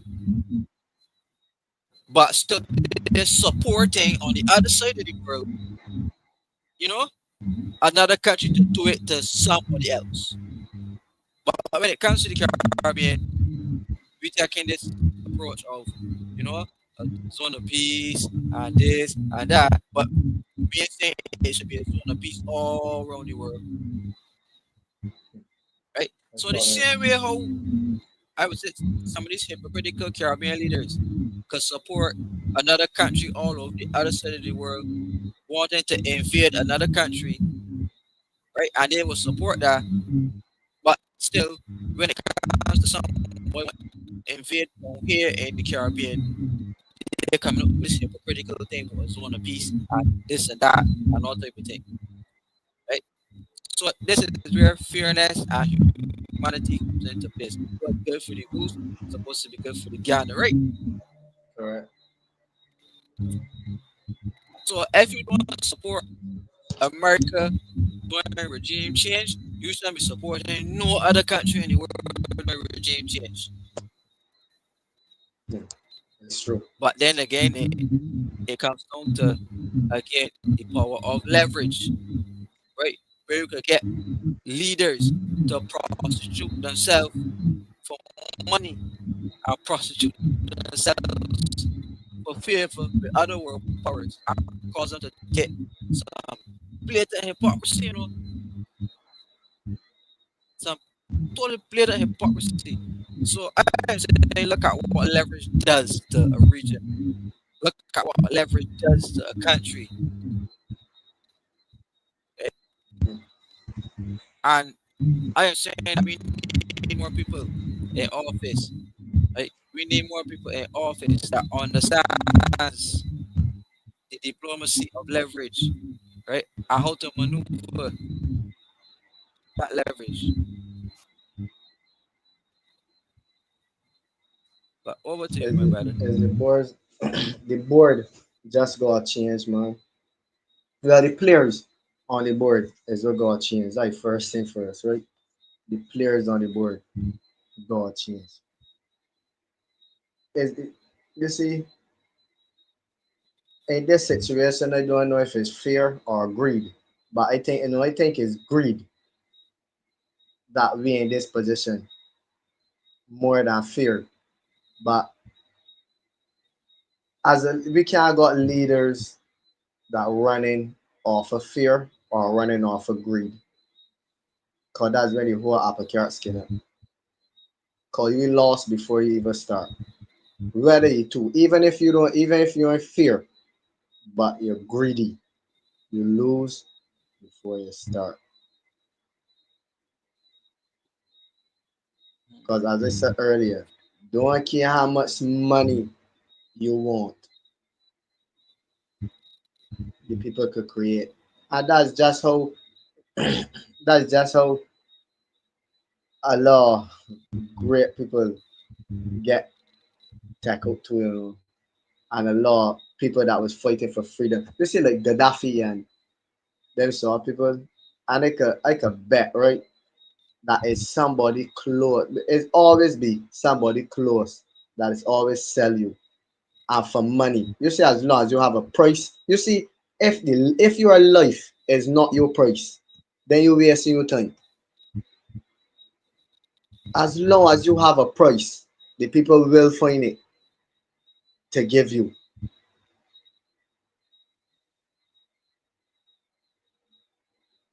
You get where you're coming from? Yeah, yeah, definitely. So, no, no, the players Well, on the board have to change, but it's for the people to want that change.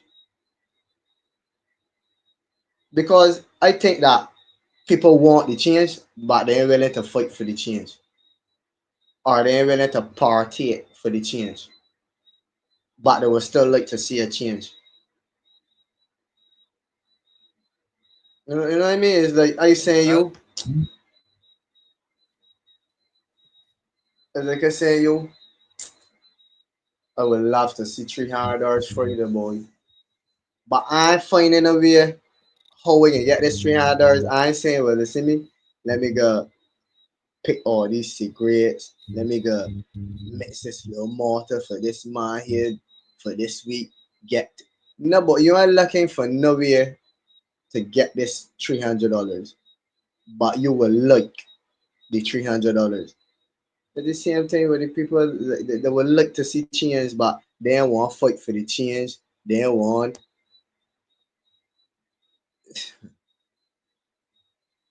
All right, if I bring another fast food restaurant now, people can still go hello.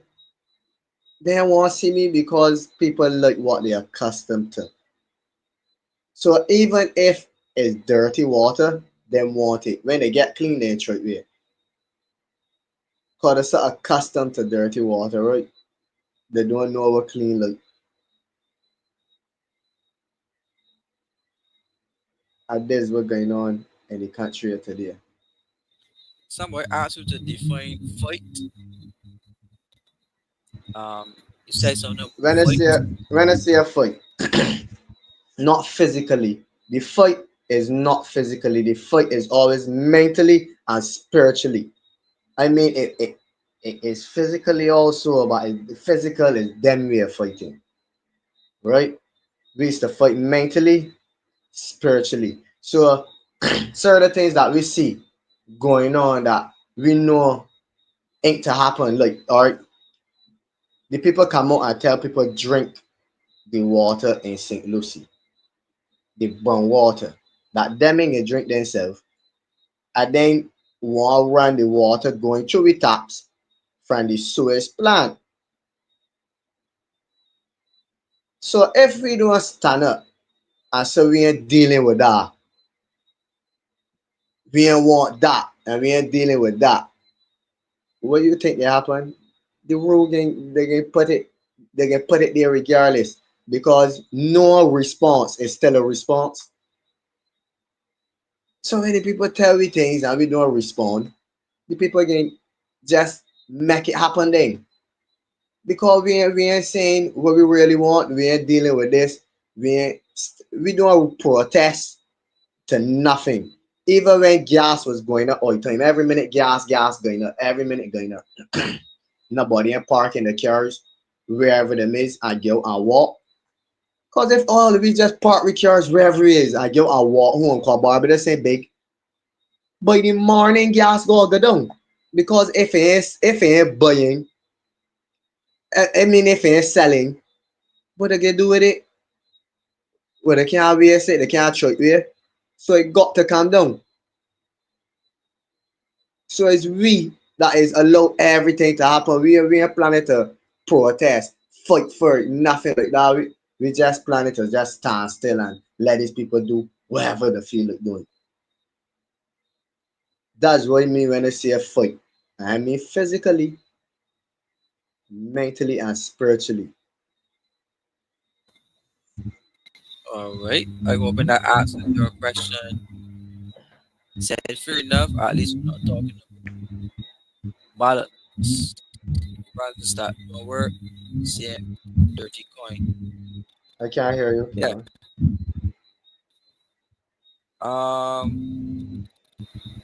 You not hearing me well? Yeah, I can hear you now. Right. The person said in response to you, fair enough. At least we're not talking about ballot runs that don't work anymore. Same dirty coin.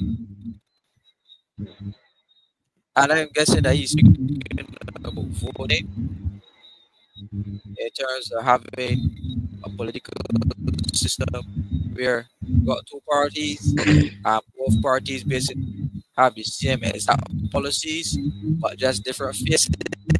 So it don't Correct. matter which party in power is, It's true. you know, You the got same no policies here don't work. Democrat or Republic. All two. It's just like what we were speaking earlier about control. One body to the top. So you've got one demon, and this one demon got two sons. Democrat, Republic. All two of them got dirty agendas, but for one, all two of them got different agendas, but fighting for one cause, and that's for the demon cause to the top, the father, right? Them father, who they're fighting for. So don't care what side you go, Republic or Democrat, you still fighting the same fight. You just it's just pick your poison and die slow. So it don't make sense voting and going here and going there. If you voting, you go vote for a party that ain't tied to nothing. So it gotta be a coming party or something that I could see the cause, a party that I could see the cause and where this party looking to lead me. Not the ones that is just come out and speak fancy because these politicians is just come speak fancy, say four different words that mean the same thing in one sentence, carry around there and come back here, and the majority of the public don't even understand what I'm saying. So don't mind the ones that just come out and speak pretty and mislead the people and a lot of false promises. The ones that leading by action, not by words, by action. You can see the cause, you can see where they're going.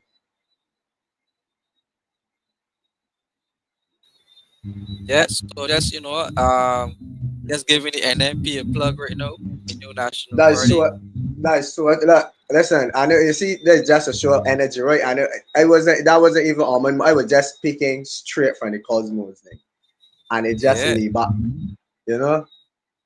Yeah, a Yes. new national party, whereas it tie off to nothing. And a leader that know that all is one and one is all. No, you got a whole country. I got BLP, DLP, right? And when the BLP in them people in the half of the country can get work. But when the D's come in now, all of them people or some of them people are then bringing them people. So that's a war. So when I showing a war to the top, what when I expect from the youngsters to the bottom? Because that is a war. Break the whole country in half. Cause if you're a leader, you should believe in everybody and want the same for everybody. Not that you want for these people called as vote for you and not these. Because a real leader that ain't can deal with who vote for he or who ain't vote for he. Because he know that this is the country that he running. All is one and one is all. So I don't know how Bajans is process things or how them is look at life, but Bajans need to look beyond what the naked eye can see and look for truth in people that's come with truth. I I get take an alternate view on that one. Right? No, this point here is very important. Where people say that if Trevor is saying people are going to say, "Oh, but the new party ain't got no money, or can't do nothing to show, uh, or can't do nothing to show you how lost they are." No, that's so correct. So if you don't have the, let me get real, right? We don't want to sugarcoat this thing. In Barbados, the BLP or the Barbados party always had more money than any party. They were always supported by the business class, right? And they will always have more money than any other party.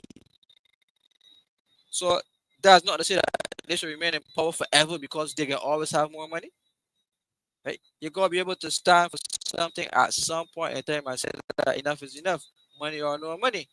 So if you always say, well, because they got the most money, I prefer to put them in power all the time. Although you can see that things are going on toward, although you can see that principles in there line you up to go and get a job, many of your parents, your grandparents, your friends dead today from listening to these people. You see corruption, whole project, the South Coast sewage outfall, one party state, got a president that was a MP, got opposition leader that was a MP. So they got entertain lock off cybercrime bill. They want lock you up for posting on social media, right? Have you paying garbage and sewage tax and you're connected to the sewage, right?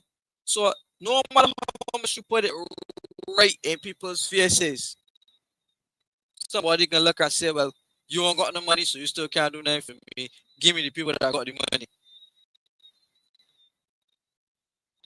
Right? So But for the but love of money, the people that got the money to be supported by the business classes, right? That's in terms of that's in terms of campaigning and stuff, right? And then when the business classes is determine who party they want to spend money with, right? But the people in power that's get rich off of we money. So why you wanna can't vote for somebody that have no money but can use we money to benefit the people? Because that's how your party will get money by being in power. No, with the country money is what the party will be managing. So if you put in a party, regardless of the money, don't look at the money. You put in a party because of the cause and where you see your future going, where you want to be. So when you put this party in power, now this party have an opportunity to show you what they can do. Because now by with the country money, they could use it to help the people or to help the future of the people. So Bajans gotta stop looking at money all the time. That's why Bajans in the position of me. The two hand to mouth. Everything is dingle a berry in front of them, they're happy. They forget but all I slap them, I pass and I slap in your face every day for this week, Kemar. 7 days a week. But Sunday, I come and I do so a lot and dangle a berry in front of you. And you smile and take this berry and eat it. God, man, this tastes good, boy. One berry, you know, forget about all of them slaps. So you see next week now, you know, you got more slaps again. And then you see Sunday again, I come in with another berry. Call your hard to mouth, you're stupid, you're hard to mouth. So there, how we moving with you. I come in another berry Sunday. And you see Monday to Saturday, is more slaps. And this is what the people that be doing what we all the time. Don't care what we do. We get vets one party voting another that on the same agenda. Then we get tired of that one and voting the other one. But don't care what we do, we in the lion mouth. We just picking with poison and dying slow. Alright, let me show you how people how Bajans so ignorant, right? and they're doing. I mean, it right in front of your face to see that these tied together. Cause it's no way that I got a party, you got a party, Kemar. Me and you's oppositions. That means for and against. So what you for, I against. What I for, you against. So how you could be against something today and then tomorrow you for it? Cause I know see the BLP tech the all of the strong warriors, the all the strong vocal people or the ones who are the common sense from the D and pull to the BLP. After them was no against and against everything them doing. And then they get pulled from the into that party. I know you become far. What's our what it wouldn't have got to be in bed together for that to happen. And then it's like what happened I top is gutty bottom. So it comes straight down to the streets. The young men in the streets today. When they said it's block hoppers. Because if they see the top doing it, what you think they do to the bottom? They're doing no loyalty. What they're doing, they're seeing no loyalty to the top. So how they will know loyalty? So these doing the same thing, jumping from one side to another. And that's why a lot of dying out. Because you can't be friends today. And then they walk up and be on the opposite side tomorrow when you know everything about me. Would that make sense? So it's be Well, right in front of people's eyes, well, Kemar, and they can't get see. yeah. Well, I mean, I don't want to open up that rabbit hole tonight, right? Because I could have a lot to say about people at the top. Because I works for people at the top, right? I work for people at the top. So I could tell you how treacherous, some at the top are when it comes to being for doing things for self aggrandizement and not doing anything for people. So I would have made a point about a warm party state, right? A warm party state where the newly nominated president was a Barbados Labour Party MP, not even 5 years ago, Mr. Bostic. The Prime Minister is a Barbados Labour Party MP, she's the Prime Minister. And the opposition is a Barbados Labour Party representative, right? So that's a warm party state. That is a warm party so, so That if is you the look part around, that I can't even believe that people ain't catch up to know. How you can know when 30 seats with somebody and you walk across to be an opposition. That makes sense. But to me, it seems like that you get sent cross there to cripple the competition. but that's the point that I'm going to make. If you look around the world, there are countries, my brother, that practice one party states, communist states, where one party controls the whole parliament and they ain't got nothing in the elections. If an MP or so gonna get picked, the ruling government just pick who they want and put in there, and the people gonna vote for you or not, right? And then and that you can confess no elections or nothing. Power is handed straight over to a man. Right? I'm right now that's the route that we going in Barbados. Full commune Give me, one give me 1 minute, party right, state. bro? Give me 1 minute. Yeah, right. Full commune one party state. That's where Barbados is at. And I ain't going against nobody, but China just practice one party state. Right? So let me just point this disclaimer before people go and say that I anti China. I like Chinese. I like a lot about China. Right? I like a lot about China. I could tell you a lot of things I like about China. But I also like things about America too. Right? So we're just making observations. We ain't crying on nobody or so. But one party states are synonymous with CCP. And Pedro is making a point about Burkina Faso now. We have dictatorships in the world. You got dictatorships in Africa. They're not democracy is not practiced all over Africa. Democracy is not practiced all over the world, right?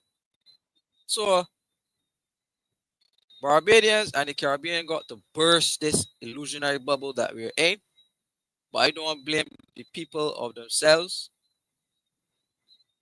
because it's very easy to become distracted. It's very easy to become distracted living on an island. And an island that was a slave colony, where that programming is still very much prevalent on the island. So you're growing up in a society that's overly sexualized. So from primary school, you're into sexual conversations. By secondary school, first form, second form, you're done into sex already in a serious way. You get all these new devices. Critical thought and critical engagement is shut down from very early, right? We got we had CBC, which was a state-owned thing, and CBC was showing so much Chinese movies. No, hardly anything about Asian culture, right? So there are hardly any serious avenues in being a former slave colony to bring people within the society to a level of intellect and knowledge that they could be able to have critical conversations, not criticism. We ain't dragging on the country or we ain't knocking it, but to make critical observations. So America, you should be able to make a critical observation about America and state the truth about America. But if some boy coming and saying, "Oh, he anti-America," or "Oh, he anti-Trump," we should be able to come and make a observation about China and the CCP without somebody coming and saying, "Well, oh, he anti-China," or "Oh, he, he all of these things," and completely ignore the facts that you just put on the table, right? So my analogy here, right, is that the Caribbean region and the political leadership in the Caribbean region tend not to be very open with the people. They tend not to have straight open conversation. They tend to engage in a lot of double speak, hypocritical double speak, where they just don't want to call it and say, "Well, this is what it is. This is what's the program. This is." So if you know, right, that you siding with America, come out and say to the people, "This is Barbados's position. We side with America. We believe X, Y, and Z." If you're siding with China, come and say to the people, eh, "Well, this is the program. We're working with China. We believe this, we believe that," and engage the people in these conversations because at the end of the day, it's the people that have to implement all these policies. You don't It's have a true. government if you don't have people. But you can't expect that. That's why I tell you the players on the board gonna change. You can't expect that different from evil. When you bad, you do everything that bad. So you can do hidden agendas, you can mislead people, you can deceive people, you can all these things is things that these God do to hide what them is be doing. Remember darkness, right? Darkness don't like the light. So that they stay in the dark, keep everything in the dark, a lot of secrets, a lot of lies. So there's need new lies to cover them old lies. The thing about the light and the truth don't hide. The truth is always show itself. Them can't operate like that. They will look, even if they want to or will look to, they can't, cause the done dim the light. The spirit done dark. So these people can't get do when your bodies do everything bad. So we can't expect nothing different from these people. So I don't know how much more these people gonna do for we to face reality. I think that will gonna happen, right? These people gonna start turning up by people's doors and just pulling them up the house and beheading them. That's the only way that them will realize that these people don't care about them. But I wanna take vaccines, wanna take it, and half the country dying. Then the people got the audacity to come up on public TV and say that the vaccine's killing you. Well, one should be locked up after telling people to take a vaccine and then come out telling you that the vaccine killing you. What's the language? I What's then the language? What's the language? You don't want to cut the channel. So, you know, all right, right, yeah, right. you know what I mean. So like we doing I don't know what else the people gonna do. The people showing you, I mean, blatantly that we ain't caring about you. I mean, everything around you going up, but not your paycheck. But does So it power the leverage? Power having leverage, so true. right? So by having leverage, right? By having power over small states, right? The larger states have advantage of the smaller states in terms of buying them over and getting them onto wherever the agendas the larger states are onto, and squeezing you, isolating you if you don't participate in whatever they want you to participate in. So small countries like Barbados that hold key geographic benefits, as in Barbados is the closest country to both England and Africa coming from that side, and it's also the last stop coming out to South America before you head on to the African region and onto the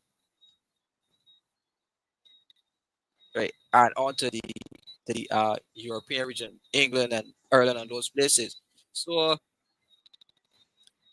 Barbados will always be key. Panama will always be key.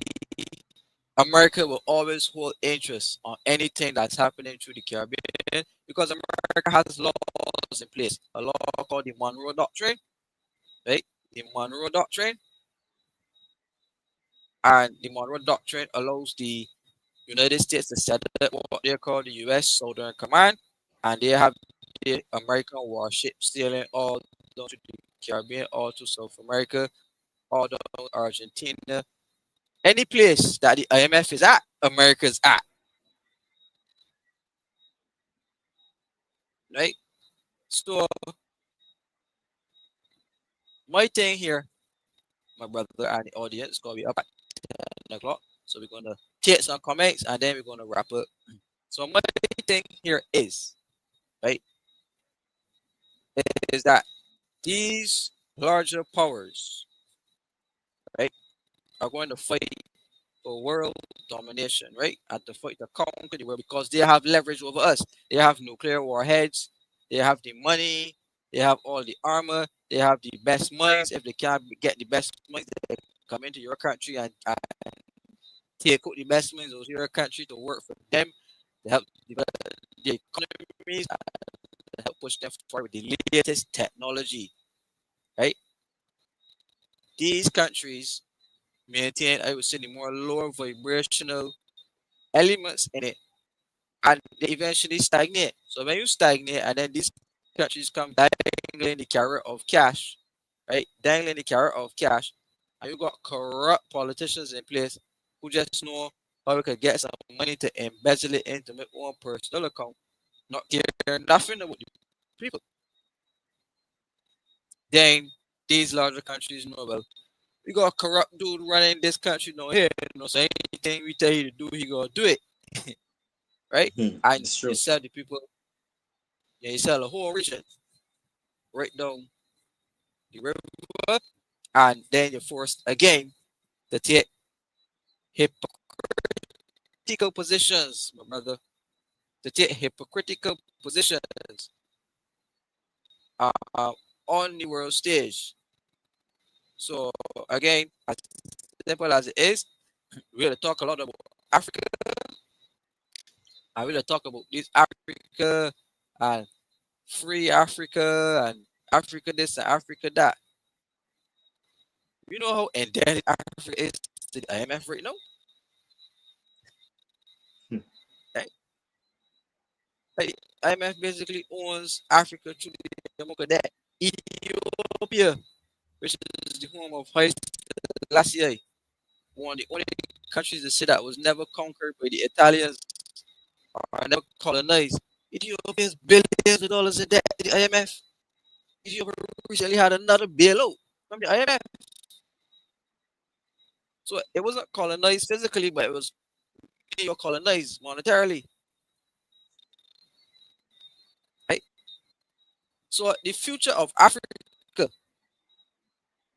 is also dependent on the future of the IMF because the IMF has leverage in Africa. Right? Tell me what leverage the Caribbean got any kind of way right now, brother, in Africa.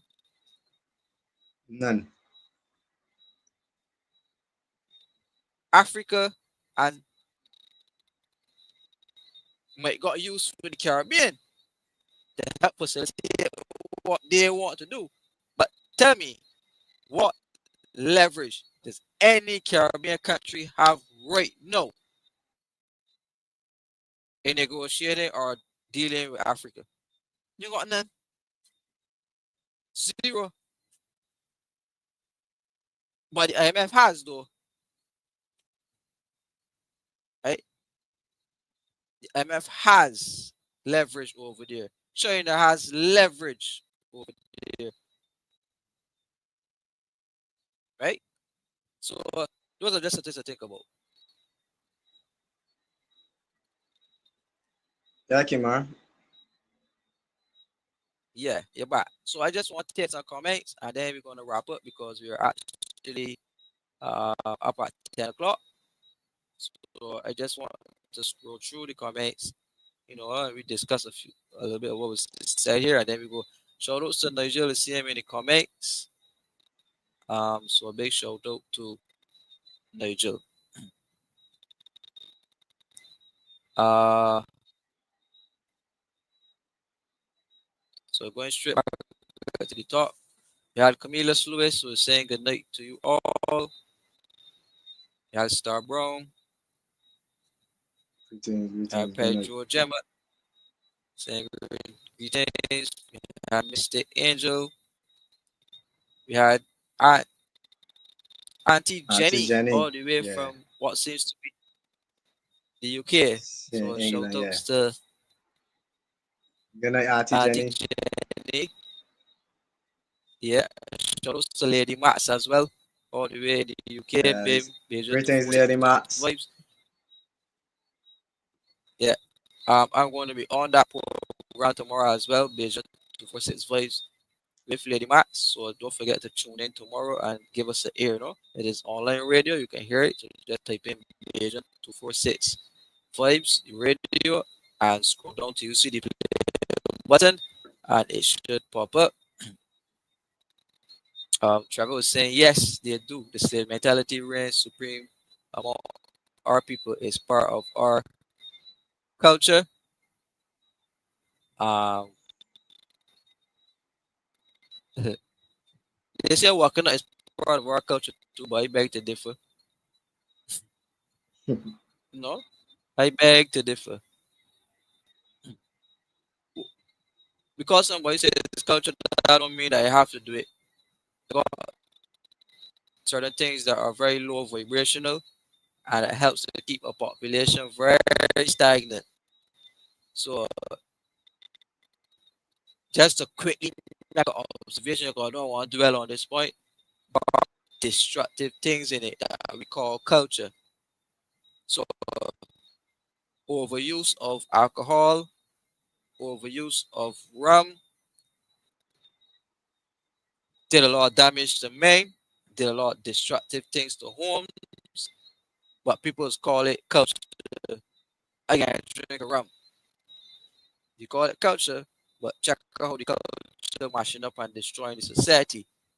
Notice I say overuse. Don't say that. Don't quote me as saying, you know, overuse, excess use, right? Some of the lewd, scant things that we see happening, the Zadar culture, and you call it Zadar culture, but no children getting hurt and damaged in a serious way. You don't want to call it Hmm. culture no more, because there's nothing to be proud of. Culture is something you should be proud of, That's true.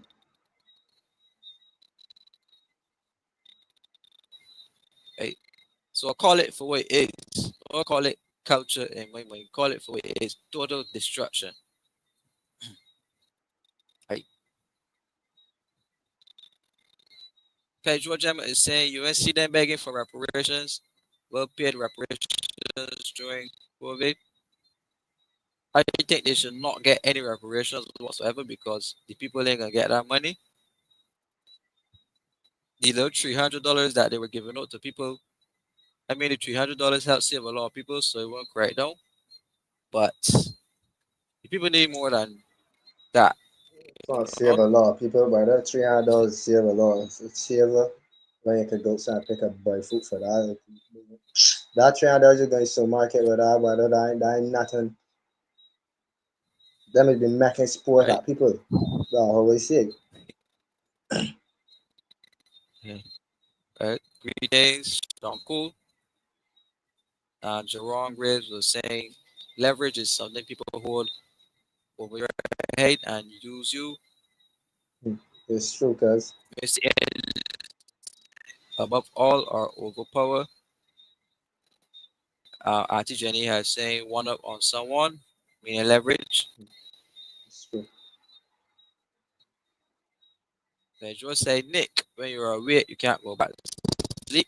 It's true. Very, very true.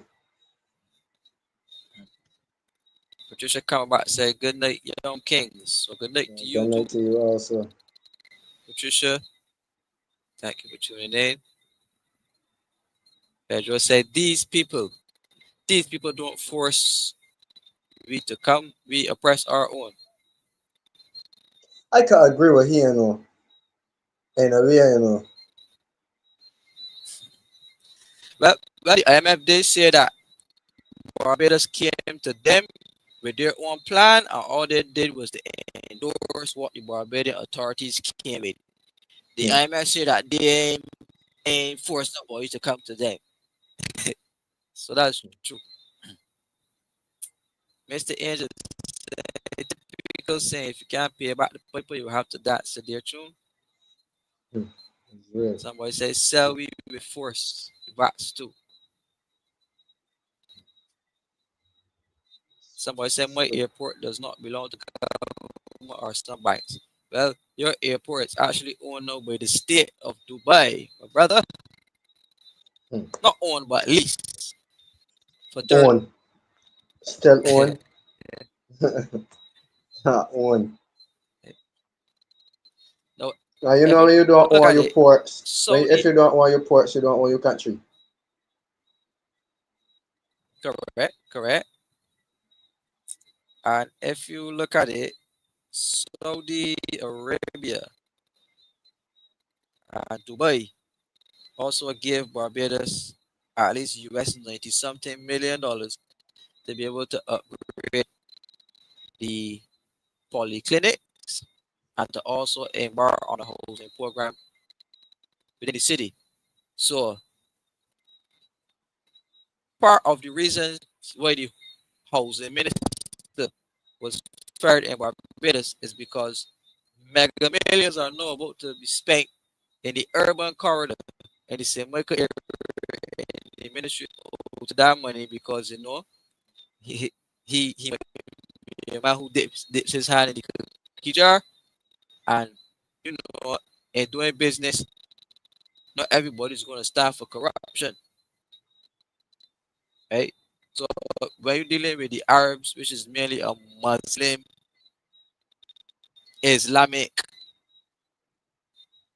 uh or has Islamic background, Islamic rules, things are kind of different, things are really different.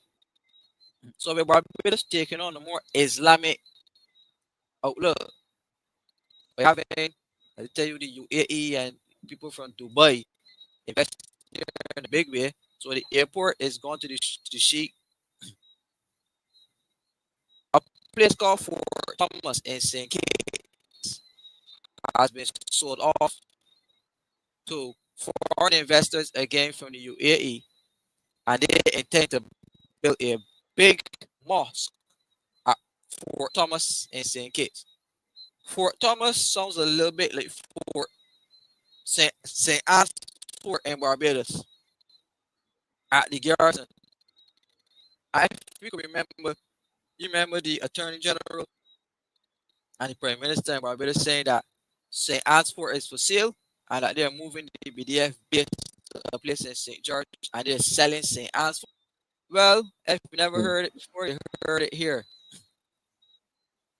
Based off what they did in St.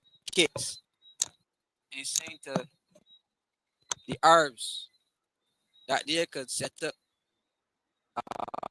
uh, Fort Thomas because Fort Thomas was where the English fought wars and things from, you know? And you know, ports are very close to the sea, similar to how St. Anne's Fort was the British fortress. There are no selling St. Anne's Fort. And I believe in my heart, I don't have a document. The St. Anne's Fort is also going to be sold to the Islamic Arabs, and they are going to build a big able mosque, my brother, right at St. Anne's Fort, the garrison Savannah, and they're going to build a big hotel that they could be able to oversee the horse racing track, which is at the garrison from on that hotel property at St. Anne's Fort when they sell it over to the UAE because the Irish said that when they come to Barbados, they need to have the right accommodations. And they say that Sandy Lane, brother, the best hotel in Barbados, right? So they're going to build their own. Yeah, So you said that they say Sandy Lane. You stick just now. I hear that part. the Irish say Sandy Lane is not up to this. So they are going to have to build their own hotels here for their own people, their own royalty, so that when their royalty come to Barbados, they will have some place to stay. And because the Arabs love horse racing so much, my brother, right? Along with a mosque being built at St. Anne's Fort, they're going to upgrade the garrison of Savannah and also allow the guests staying at St. Anne's Fort when they leave from over at St. Anne's over the garrison and watch horse racing, you know, in an upgraded, uh, you know, what us really on people say HD,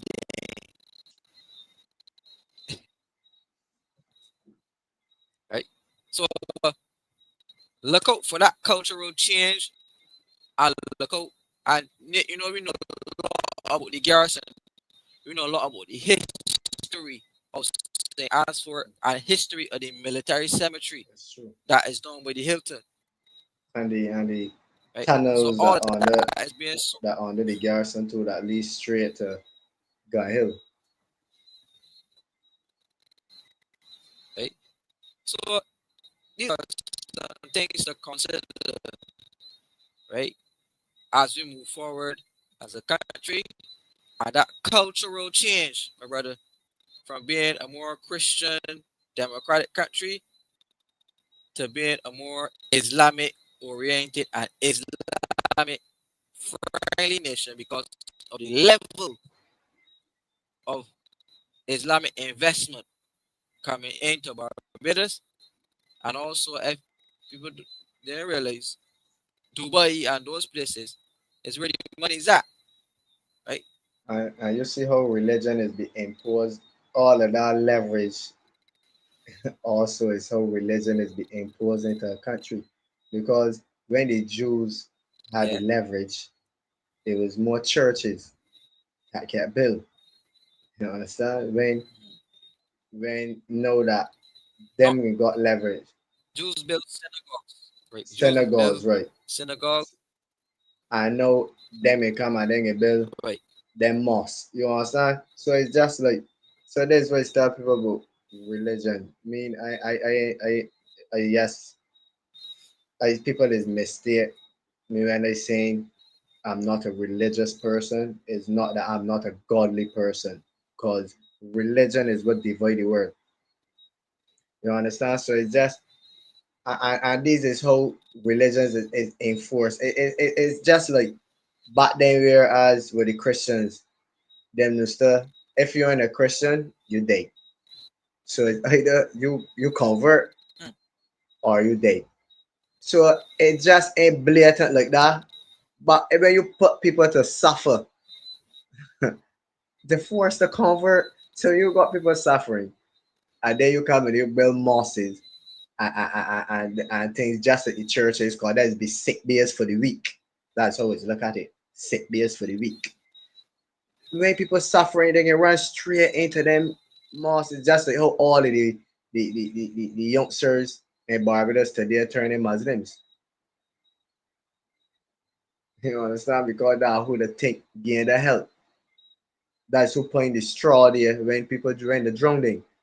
But remember that straw still can't save you when you're drowning, you know. But all the people doing is putting straws all the time. They ain't putting a log that you they ain't putting a piece of board that you can lay a float pan. They ain't pulling you out the water. They ain't sending a paddle. They ain't sending nothing for you. They just putting straws. And that's so everybody running and holding up and joining these religions. Right. Like what you see now on the national level, because repeating your statement, what happens at the head happens at in the body and happens at the bottom, right? So there's a cultural shift on the way in Barbados in terms of more Islamic influence, and that influence is being derived through money and cash and investment. So you give me the Arabs the airport for $300 million over 30 years, they're gonna come, they're gonna bring hotels, and with hotels, then you got to build mosques because you gotta pray, right? And then they will spread influence further inward into the country, and then you build more mosques where you live, right? So then the country goes through um, that cultural change and transition again, right? And again, the power of leverage, my brother, like is how these things are done by leveraging your financial state in the country, and then, as you said, imposing different ideologies on the country to live by, always causing turmoil. Now, in Africa, there are many cultural wars going on. Uh, in the Congo and other places, Christians are being slaughtered. Like, whoa, right? You had Boko Haram and all these different religious oriented groups that are killing one another. So on one hand, they're killing out Muslims, and then on the other hand, they're killing out Christians. So this thing is serious, right? So business need to wake up and realize that it is right there at their doorstep. They also need to recognize the role of the Afro Bank, right? The Afro Bank. They also need to recognize the role of the UAE and see the cultural change that is set to come upon this country, right? And also recognize the pivot away from the United States onto China as well, and see, a plan best for your future. Right. So just to finish up these comments Where's that, here, huh? uh, Star Brown is saying people who Where's think that, it's huh? big need to start sleeping. Um,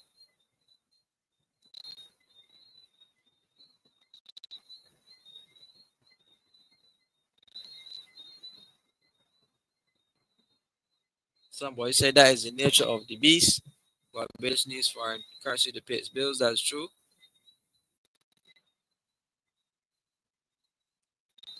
Uh, Somebody said I've seen time and time again people who were scheduled or who had the transplant still die, but people still lack faith. Somebody said the voice say blessing night everyone people live in fear, fear of dying, fear of not being able to continue as they are accustomed. I know who's that. Somebody say Nick, I feel that here in Barbados has a place where children are used for sexual exploitation, where elites go and have the Feel, I know. somebody say if you listen to Miss Shrimp experience and don't think of human trafficking, your critical thinking skills are dead in the sense. So unfortunately, I didn't listen to the and the contribution, so we don't know what was said there. Uh, say nationalist is deemed for right. Um, he's also saying that the money paying for silence. Star Brown Correct. is saying, true, we need to take a stand and not want the majority need to. Correct, buddy. I was saying that's the whole. If Abraham said, "Oh, you can't find work, well, leave the country," was a real outside in the region that their currency isn't even a cent of ours. And I made that point So constantly true. about the currencies, not only through the Caribbean. I also made the point with the currencies in Africa too, right? I made the point about currencies in Africa too. So not just the Caribbean, but if you look at the exchange rates for many of these African countries, Barbados is a superstar when it comes to currency and the power of our currency compared to there's not a country in Africa that got a stronger dollar. They might come close, but they ain't got a stronger dollar than the Barbados dollar. Right? I argue about quality of life or nothing. I just talk with dollar alone. I don't want to boy think like anti-African. I want to go to Africa. Want to go to Ethiopia. Want to go to all of those places. So let me just say that.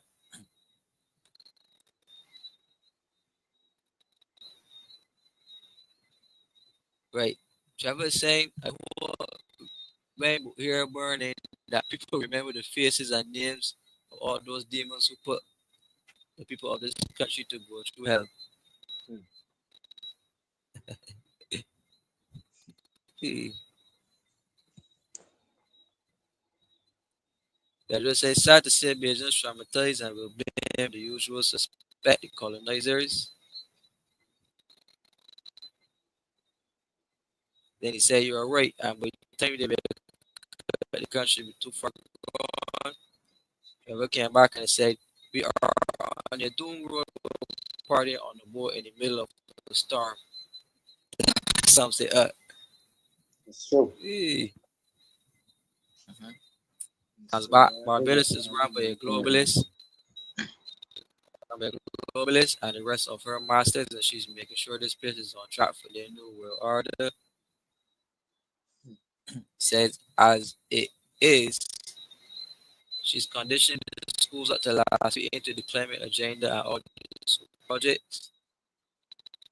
They said Trump blew that climate scam. That is true. Say China producing the climate good. Europe screwed up their economies. Say China is the greatest polluter. Then he says green technology creates pollution to make it in the first place. Then speaking of China that they're into agriculture and donating computers to schools, etc., etc. They're asking if China will get the old Navy base. We don't know. That's yet to be seen. Um, they just said,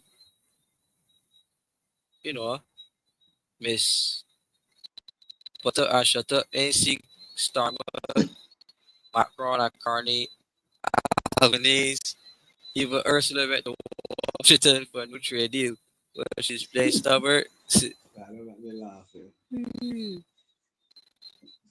Say narco terrorist is the term used for lawful doings. So Uncle say what the Orange Man is doing is against international laws. Things go via a process of law. Pedro says, ask Miss Potter if she recognizes Taiwan as a state. She doesn't. The Barbados supports one China policy. Uh, Somebody said America funds the RSS, the Regional Security System. Anthony Oliver is saying the entire Caribbean have puppet leaders. Uh, Pedro is saying, let's face it, it's hit Trump and hit Trump bad. This person said, I'm not sure if it's a factor, but the only one I think Taiwan has backing them with teeth is the United States. That might be true. Somebody's saying here, Pedro said, Kemar, find it amazing that people love persons who will kill for power, but get emotional when others kill. Huh, huh, that Yeah. is so true. I love that statement. That is so true. And the only thing that worth killing a damn for is love and freedom.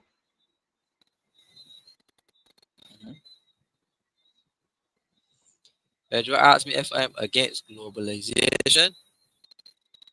Um, what I'm for is Barbados first. I am against globalization, but if me being pro Barbados first means that I have to take a position against some of the elements of globalization, well, that's what I am on. So I am against open borders totally. I support migration, controlled migration, but I against open borders. Right? So I hope that makes sense to you, Pedro. Um, this person saying money is one thing, power is another. Pedro say people can't even see Trump didn't force them to get the shot or shut schools and churches and open mosques. But say he is a dictator. Says humanity lost. Nigel is saying apologies for not conversation. All of our comrades. So shout outs to Nigel. No problem, buddy. Nigel That was the next thing. saying big up all the alternative viewers at home and abroad. Let's keep the energy going. That is cool. Sean Cool is saying the digital make it easier. They also say that Ibrahim, this may be Ibrahim Traore if you meet him. But they just say the model slave colony at that research Barbados slave code of 1661.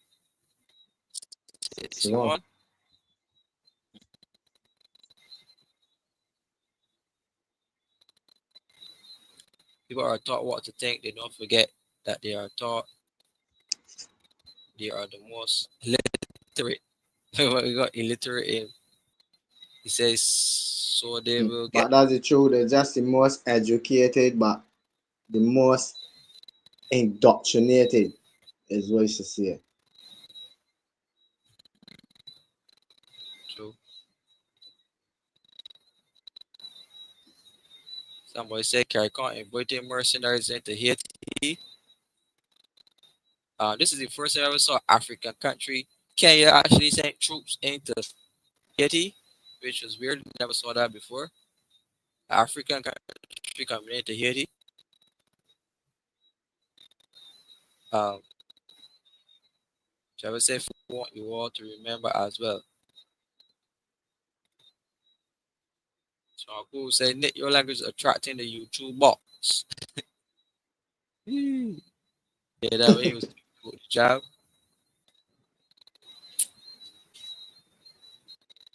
America has majority shares in the IMF.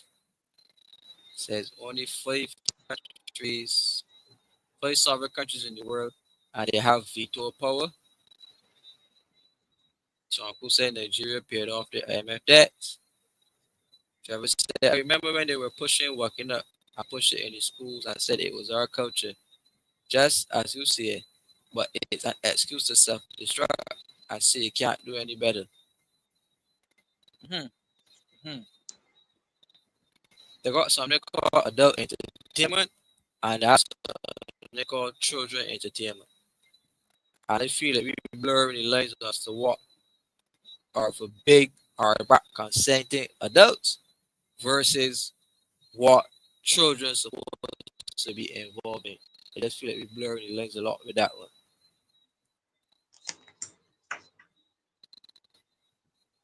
I would say people are hoping to see that $300 all no. Telling me. They will say You're tight with him? Sharia law. Sharia law.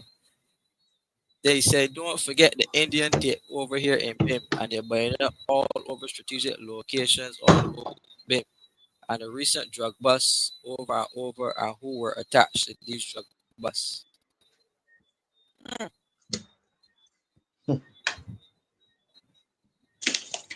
Say religion ain't the way the word is forcing others to accept their religion. He said our parliament has a chaplain. You think the Arabs would allow churches in Dubai? The rest is self-imploding. So Uncle say that's how you need to be started in religion and recruit people.